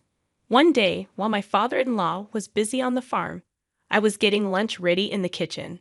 I planned for us to eat outside together. Then we got a call from one of my father-in-law's friends on the farm, saying he fell and hurt himself. They rushed him to the family doctor in a truck. My mother-in-law and I left the food and hurried to the hospital. When we got to the hospital, they were rushing my father-in-law into emergency surgery. Despite seeming healthy, he was in his 80s, and recovering from a fracture would be tough at his age. The doctors warned us that he might need a wheelchair afterwards. But I was determined. As long as he's alive, that's what matters. I'll be there to support him, I said. We waited nervously while he was in surgery, hoping for the best. By the time my husband finished work and joined us, the surgery was over. We were relieved to see my father-in-law sleeping peacefully in his hospital room, without any major complications. We decided to stick together and support him through his recovery. But sadly, our hopes were dashed when my father-in-law passed away suddenly a month later. His age had made him vulnerable, and he caught an infection after the surgery. Since many of his friends and relatives were also elderly, we didn't want to upset them by spreading the news of his passing.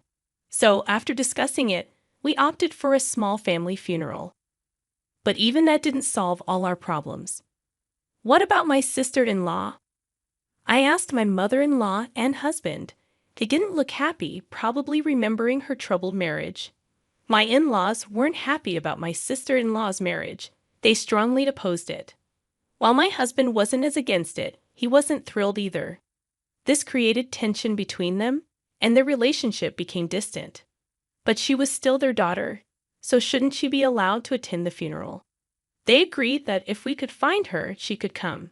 But we couldn't reach her, so the funeral went ahead without her. It's just how things are with her. It's fate. Don't worry about it, Martha. My mother-in-law told me as we returned home from the crematorium with my father-in-law's ashes. My father-in-law's sudden death caught us all off guard. We weren't prepared for it mentally. We rushed through the funeral and cremation. We held his ashes, lit incense, and spent the next few days feeling lost. It's easier when my husband is here. We can talk and support each other. But when he's at work, I can't bear being alone in the quiet house, so I go to my mother-in-law's room. I know my mother-in-law is going through even more pain and sadness than I am. After all, she lost her husband suddenly, someone she had been with for so many years. So even though it's hard, I try to act cheerful around her. But my mother-in-law was more accepting of the situation. I thought I'd be in this state for the next 49 days, but yes, we can go through his things later. But I'm already over 80, my mother-in-law said. You look so young for your age, mother-in-law, I replied. Not being sick often, she'd mentioned that the only time she was ever in the hospital was when she gave birth. Basically, she was telling us that she's healthy and we don't need to worry about her. You're so kind, Martha, but while I can still move around, I want to go through our things, including his, she said. I get it. It's important to keep those memories safe, like my father-in-law's belongings, I replied. Got it. Just tell me if you need any help, I offered. She asked me right away to help her reach things that were too high for her.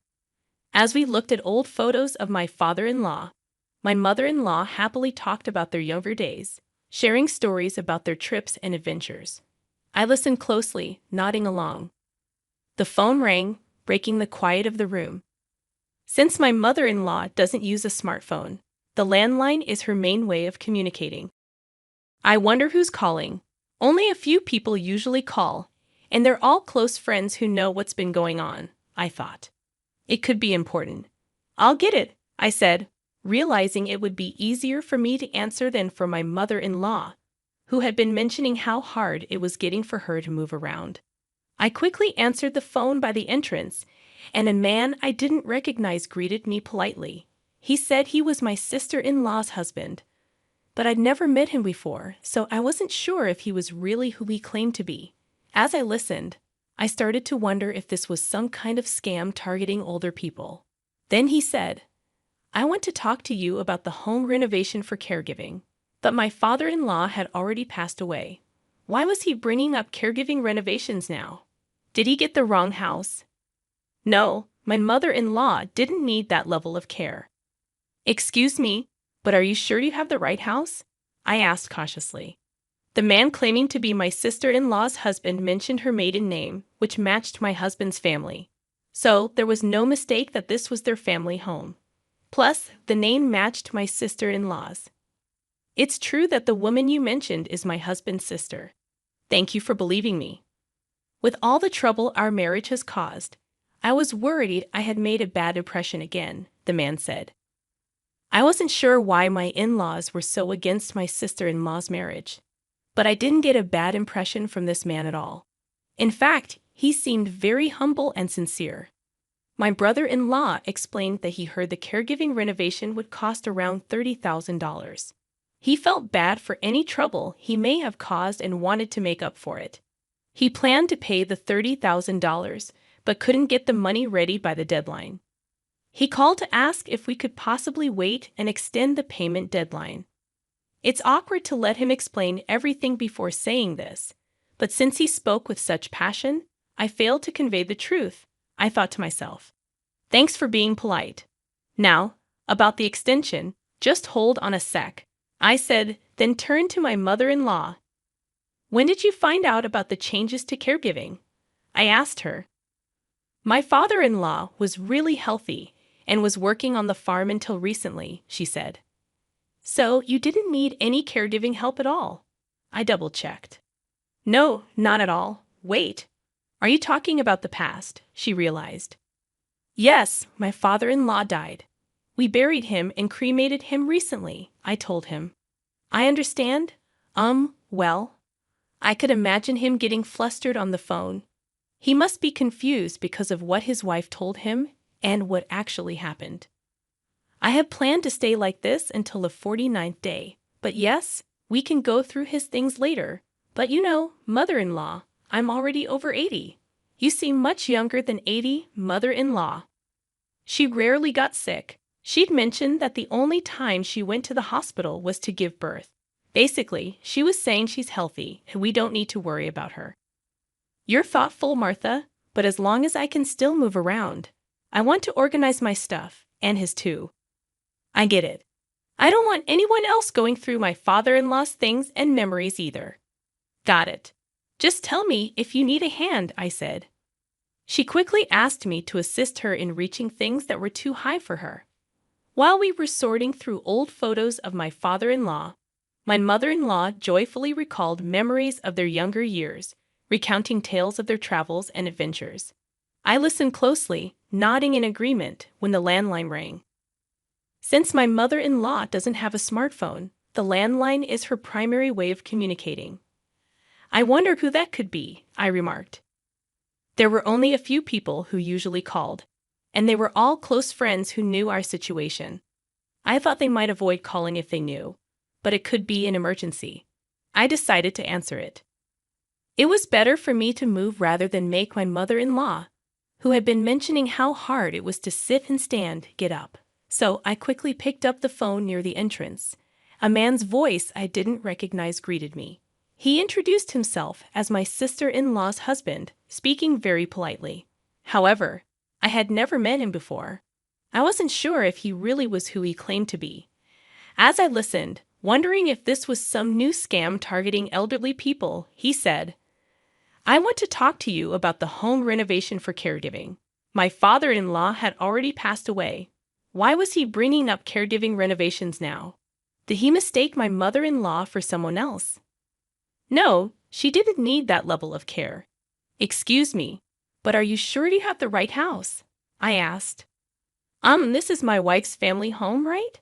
The man claiming to be my sister-in-law's husband mentioned her maiden name. It did match my husband's family, and there was no doubt this was their home. Plus, the name matched my sister-in-law's. It's true that the woman you mentioned is my husband's sister. Thank goodness. Thank you for believing me. With all the trouble our marriage has caused, I was worried I had made a bad impression again. I don't understand why my in-laws were so against my sister-in-law's marriage, but I don't feel any negativity towards this man. In fact, He seems really humble and sincere. According to my brother-in-law, he heard that the cost of caregiving renovations would be around $30,000. He wants to do his best to make up for any inconvenience he may have caused. He shared all this with me, seeming genuinely honest. I asked him how the story about my father-in-law needing care came up. He brought it up a few years back. At first, he seemed to be sending a fixed amount every month to help with caregiving expenses. But it was clear that neither my father-in-law nor mother-in-law had heard anything about it. If they had known, my mother-in-law would have invited him to the funeral, he explained. Her mother was thankful and said it helped, so I thought maybe I was slowly being forgiven. But if she was forgiving you, wouldn't she have talked to you about it? I questioned. That's right. What's more, the amount of money he sent each year kept going up. He was sending more money every month, thinking we had requested extra help. But we didn't remember asking for anything like that. So none of that money actually reached you? I asked. When I confirmed, I could imagine him getting really upset. It was difficult for me to share this information as well. As I listened, I started to wonder if my sister-in-law. I can't say for sure if you're being scammed, but I hesitated. You don't have to sugarcoat it. I am being scammed, right? He interrupted. I couldn't outright confirm or deny it, so I stayed silent. He probably took my silence as confirmation. What should I do? He asked. Even though it wasn't really my place to answer, assuming he was indeed being scammed, I couldn't just leave my sister-in-law, my husband's sister, alone, despite our strained relationship.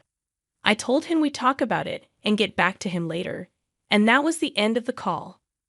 When I went back to my mother-in-law, she remarked, "That was a long call. Was it a persistent salesperson? You should just hang up on those." No, it was a man claiming to be my sister-in-law's husband, I replied. I then told my mother-in-law about the conversation. She was shaking with anger as she listened, and her fury only intensified afterward. What kind of person is she, using her father as an excuse to ask her husband for money? She exclaimed. It seemed that my sister-in-law had a history of being irresponsible with money, buying expensive things she couldn't afford with her allowance or earnings from part-time jobs. Her behavior seemed very suspicious. When she wanted to marry, her partner was a man with a significantly high income and a lot of pre-existing wealth, which made her parents strongly against the marriage. Their opposition wasn't for my sister-in-law's sake, but because of her partner. Afterward, we decided to wait at the house of the person responsible, along with her husband, for her to come back home. I couldn't recall the last time I saw my sister-in-law. When she decided to date her then boyfriend with marriage in mind, she introduced him to her parents and brother. There was some uproar about her marriage, but since I wasn't yet part of the family, I didn't attend. So this would be my first meeting with my sister-in-law's husband. From what I gathered over the phone, he seemed sincere and pleasant. I had heard he earned well, but he didn't seem to live extravagantly. It seemed he was trying to live modestly. However, if one of the reasons for this was my sister-in-law's deception, it must be a mix of complicated emotions, meeting my sister-in-law again after many years.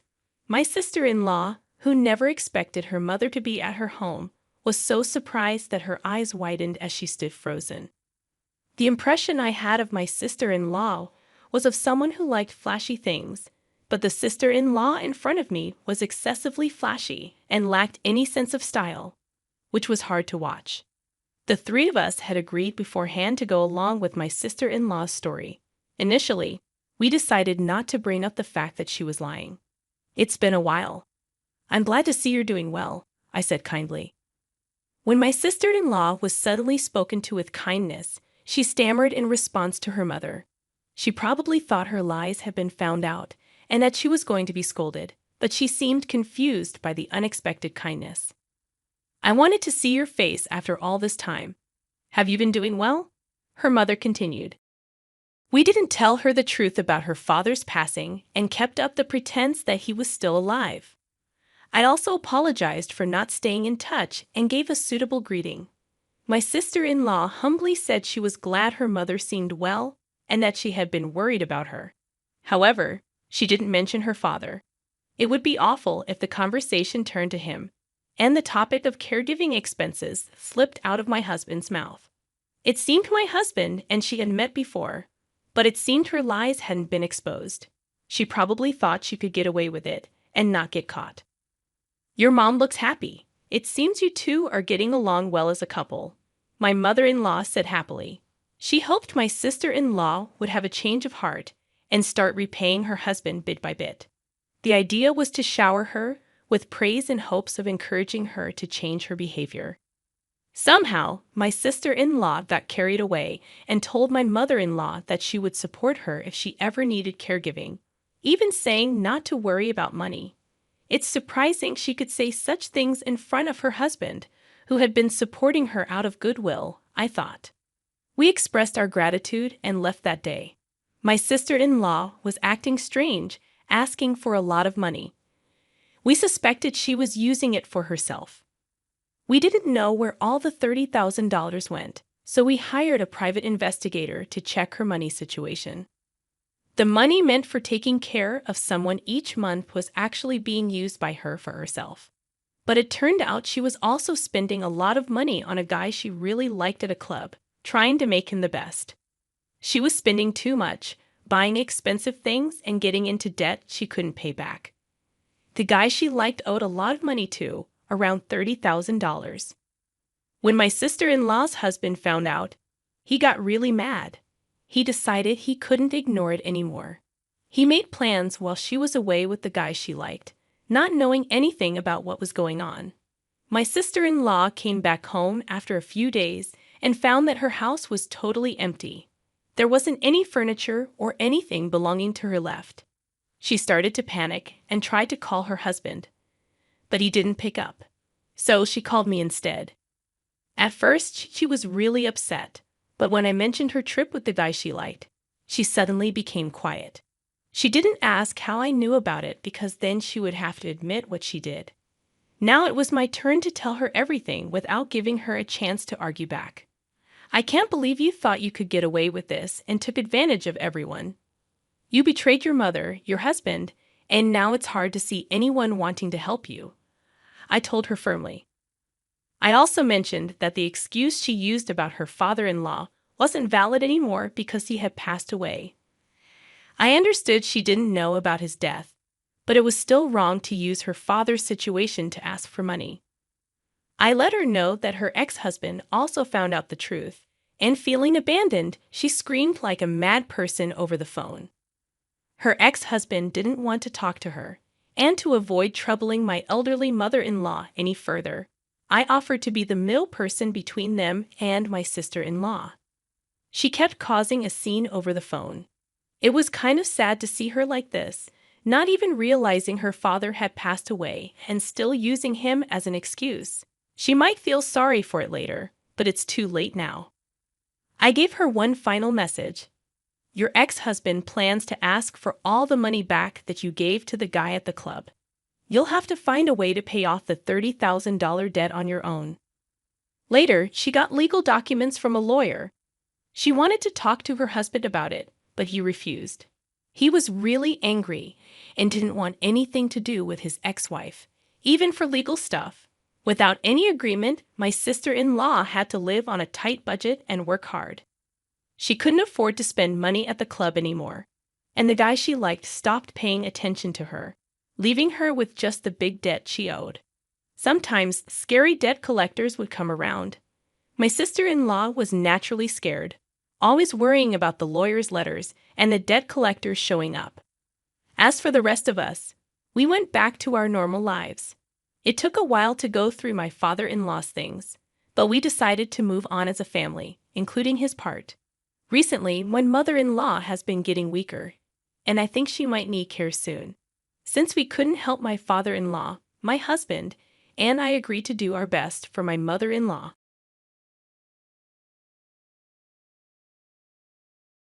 Where are you right now? Are you safe? I asked Jesus, worried about him being near a fire. But he seems annoyed and tells me he's at work before hanging up. I'm puzzled because it doesn't make sense for him to be working near a fire. When I realize he's not where he said he was, I start to suspect him of lying. I've been planning something for a while now, and it's time to put my plan into action. My name is Julia Bones, and I'm 29 years old. I work as a nurse in a hospital where I help many patients every day. I've always been good at caring for others, and I find joy in it. Nursing feels like my true calling. I'm married to Jace, and we've been happily married for 2 years. We live in company housing provided by his job, and I cherish our life together. I met Chase 3 years ago at a party where some friends were hanging out. Jace, who tends to get shy, drank a lot and ended up getting drunk pretty quickly. Even though we had just met, I couldn't leave him alone in that state, so I took care of him at my place. The next day, Jace didn't remember anything, but he said something serious like, "I'll take responsibility," which made me burst into laughter. I had to explain to him what happened, and he felt embarrassed and apologized. That's how our relationship started, and we got married a year later. Now, as we're nearing our 3rd year of marriage, we haven't had any kids yet, but I believe we can create a loving family together. Lately, Jace has been really busy with work, especially on weekends, and he often comes home acting distant. Even when we're relaxing together on the couch watching TV, he's always glued to his phone, sighing a lot. At first, I wondered if I did something to upset him, but I couldn't think of anything. As time went on, I started to worry about his health, so I began researching balanced meals and cooking healthier meals for his lunches and dinners. That day, my hospital had 2 shifts, day and night. I was supposed to work the night shift, but a colleague asked me to switch to the day shift, so I did. I meant to tell Jace about the change, but I ended up telling him on the day itself. I messaged him, saying, "I'm working the day shift today, so I'll cook dinner and wait for you." But he took a while to reply. Normally, he'd respond quickly and even use emojis, but lately his replies have been short. I wondered if he was just busy or if this was normal after being married for 2 years. Feeling a bit lonely, I rushed home after work to cook a good meal again. Cooking went really well today. I took a quick photo of the meal and posted it on my cooking account on social media. I enjoy cooking for Jace, but sharing my cooking on social media has become something I like too. A few minutes after posting, I got a notification, a comment from one of my cooking friends. I've been chatting with someone I met through my cooking account on social media lately. It's nice to have a connection outside of work, and it makes me happy. While I was chatting online, Jace came home from work. I quickly reheated the food I made and said, "Welcome home. Dinner's ready. Was your day busy again?" "Thanks, yeah, I guess I am. I'm pretty tired," Jace replied, changing into his comfy clothes and sinking into his chair, looking exhausted. I brought the reheated food over to him. "Yeah, a colleague needed my help with something urgent. Sorry I didn't tell you earlier," I explained as I sat down at the table to eat. "Let's dig in." "It's okay. It was last minute, but just let me know sooner next time. Sometimes I make plans to hang out with coworkers," Jace said.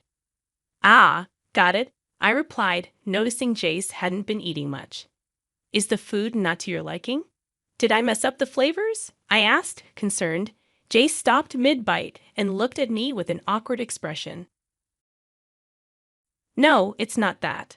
I just don't feel hungry right now." "Sorry, I'll save it for breakfast tomorrow," Jace said, forcing a laugh. "Thanks for cooking, though." He stood up from the table and headed towards the bathroom, leaving more than half of the food untouched, just as I suspected. I followed him to the bathroom. "Hey, are you feeling all right? You haven't seemed yourself lately. I'm worried about you. Maybe you should see a doctor," I suggested. Jace, brushing his teeth, rinsed his mouth and chuckled at my concern. "I'm okay. Maybe I just need to get back into exercising. I'm going for a walk now." "Okay," Jace said, straightening himself up and quickly making his way to the front door. "I'll be fine," he reassured as he declined my offer to join him. Even more worried, I decided to secretly follow him outside, just in case he needed help if something happened. Though that's what I told myself, deep down, there was another worry brewing in my heart. To my surprise, Jace walked briskly and stopped at a park not far from our house. He looked around and appeared to be texting someone on his phone. Soon, a white car pulled up, and Jace approached it. He exchanged a few words with the person inside, a young woman with long curly hair, giving off a flirtatious vibe. I instinctively took out my phone and snapped a photo. Before I could fully comprehend what was happening, Jace got into the car, and they drove off together. Shock, confusion, suspicion, and a whirlwind of emotions filled my mind, leaving me frozen in place. Then, a message from Jace came. Met a friend unexpectedly. I'll be home late.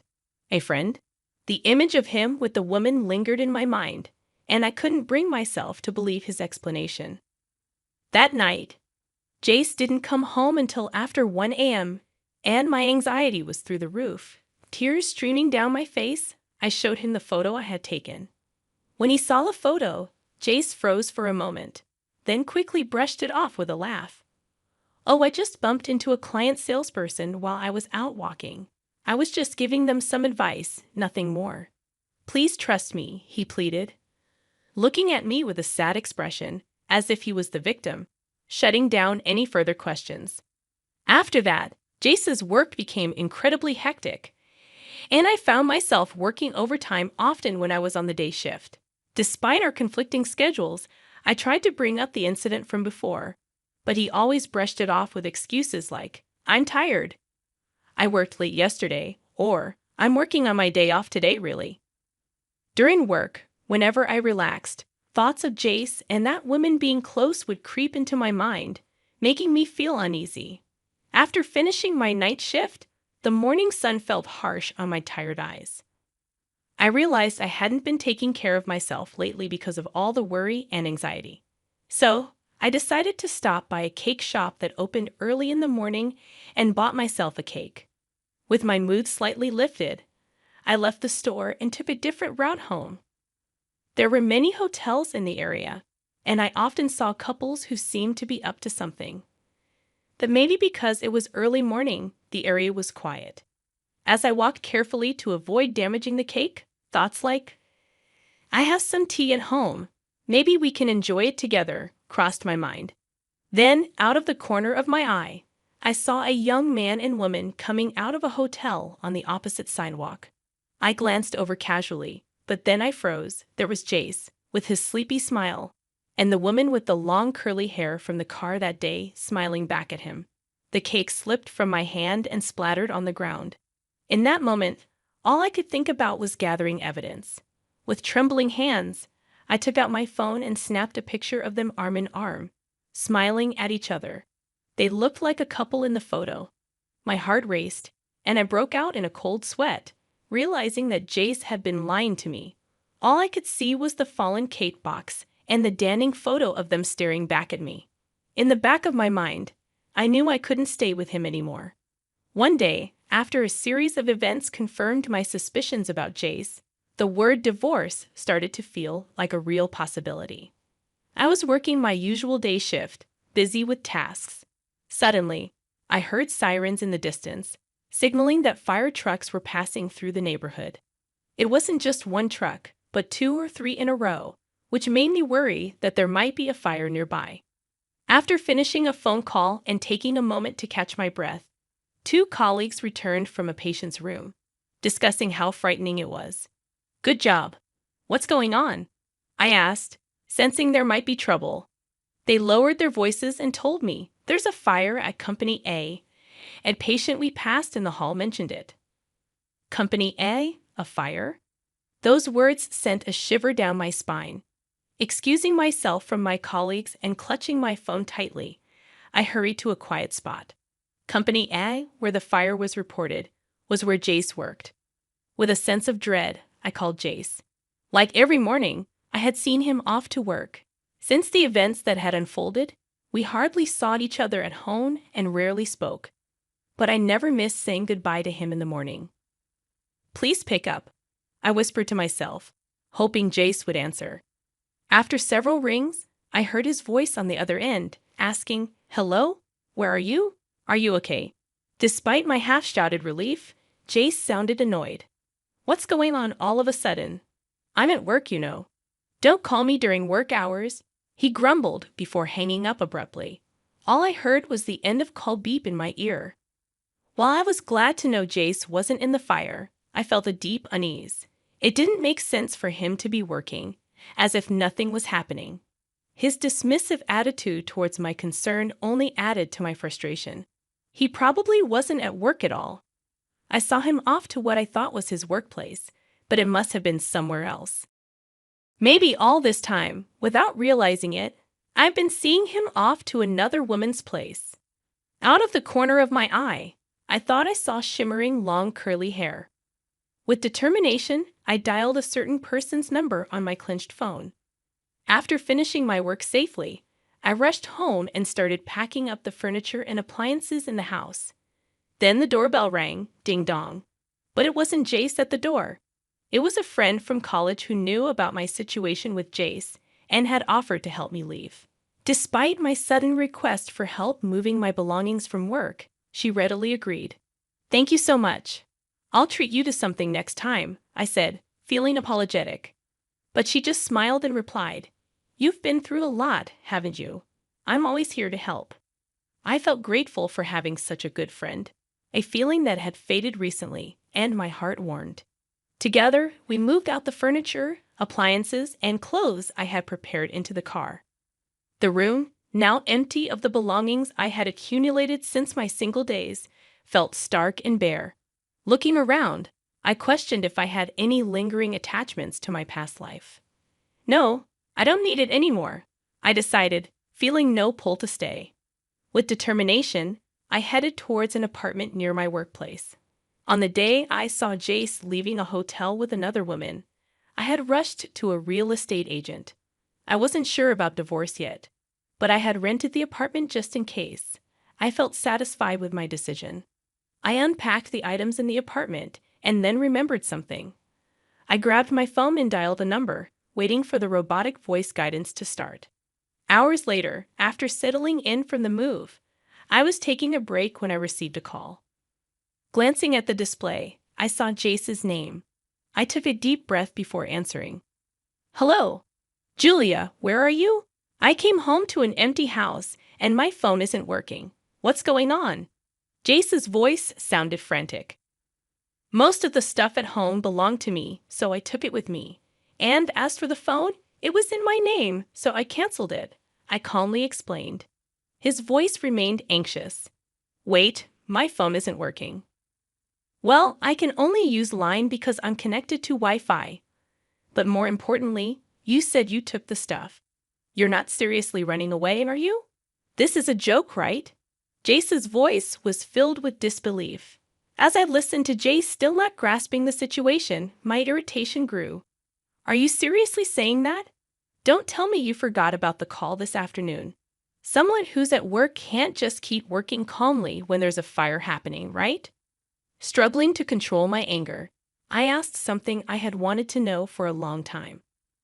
Where were you and who were you with instead of going to work? There was a moment of silence from Jace. Then, reluctantly, he began to speak. Look, the story about bumping into a female client while walking? It was a lie. The truth is, she's a colleague from work, and I was at her place today. What? Jace's confession was exactly what I had anticipated. He had been involved with the company receptionist, Savannah, for about 6 months. They would meet on the days I worked the night shift. Lately, as Savannah became more demanding, he had started lying about working overtime on his days off just to see her. Today, they had both taken paid leave and spent the day at Savannah's house. They only found out about the fire when Savannah's phone rang with a call from their office. After confessing everything, Jace pleaded over the phone. I want you to forgive me. What a joke, I thought bitterly. I'm glad to finally hear the truth from you, Jace, I said. Despite our short marriage, I have been trying to build a good family life. Jace tried to interrupt, but I didn't let him. I want a divorce because of your infidelity. Let's handle the details through our lawyers. Goodbye. Afterwards, the fire at company made headlines in the local news. becoming a big story. When I saw the news, I was stunned. The culprit behind the fire was none other than Jace's mistress, Savannah. Early in the morning, Savannah sneaked into the company's conference room, pulled a thread from the edge of a curtain, and lit it with a lighter. The fire spread quickly, burning down the conference room. Thankfully, the building itself suffered only minor damage. Surveillance footage clearly showed Savannah as the perpetrator. As for her motive, Savannah claimed that the married man she was dating wouldn't divorce his wife, and even her threats of exposing their relationship had no effect. She believed she had to do something drastic. Honestly, I couldn't understand why anyone would commit a crime just to be with Jace. However, according to Savannah's colleagues, she often complained about feeling lonely. Perhaps she envied the married man who seemed to have it all, thinking that being with him would fill her own loneliness. Thinking about it, I realized that feeling lonely even when you're with someone else is far more painful. Since discussing divorce with Jace, we hadn't been in direct contact, but our lawyers were handling the proceedings. Meanwhile, I heard about what was happening at Jace's company. After the fire, Jace, who was unaware of what had happened, was shocked to learn the truth from the company's general affairs representative. Savannah was arrested immediately, and news of their relationship spread rapidly throughout the company. Unable to bear the gossip any longer, Jace resigned from his job. Hearing about all this, I felt a tiny bit of sympathy for Jace, but mostly, I believed he had brought it upon himself by choosing another woman. With that in mind, I went through the divorce process without much emotion, and we successfully divorced. The evidence of Jace's infidelity, captured in the photos I had taken, made the process smooth. Additionally, I ensured that Jace paid proper alimony from his severance pay. Now that my connection with Jace was completely severed, I enjoyed living alone in my new apartment, where I had settled in nicely. Perhaps I had neglected myself by always prioritizing others. While continuing my job as a nurse, I started to rediscover the joy of cooking, which had been my greatest pleasure during my marriage with Jace, but now just for myself. In the morning, I opened the window of my apartment to let in the fresh air. Glancing outside, I saw a happy family of 3 walking together. Seeing them, I felt no regret at all. Instead, I felt excited thinking about my future. Just then, my phone buzzed. Returning to my room, I couldn't help but smile at the screen. I had hit it off with someone I met through a cooking account on social media, and we had become close quickly. We had planned to cook together that day. Responding to the message saying, "I'll be there soon," I began preparing the meal we were going to cook.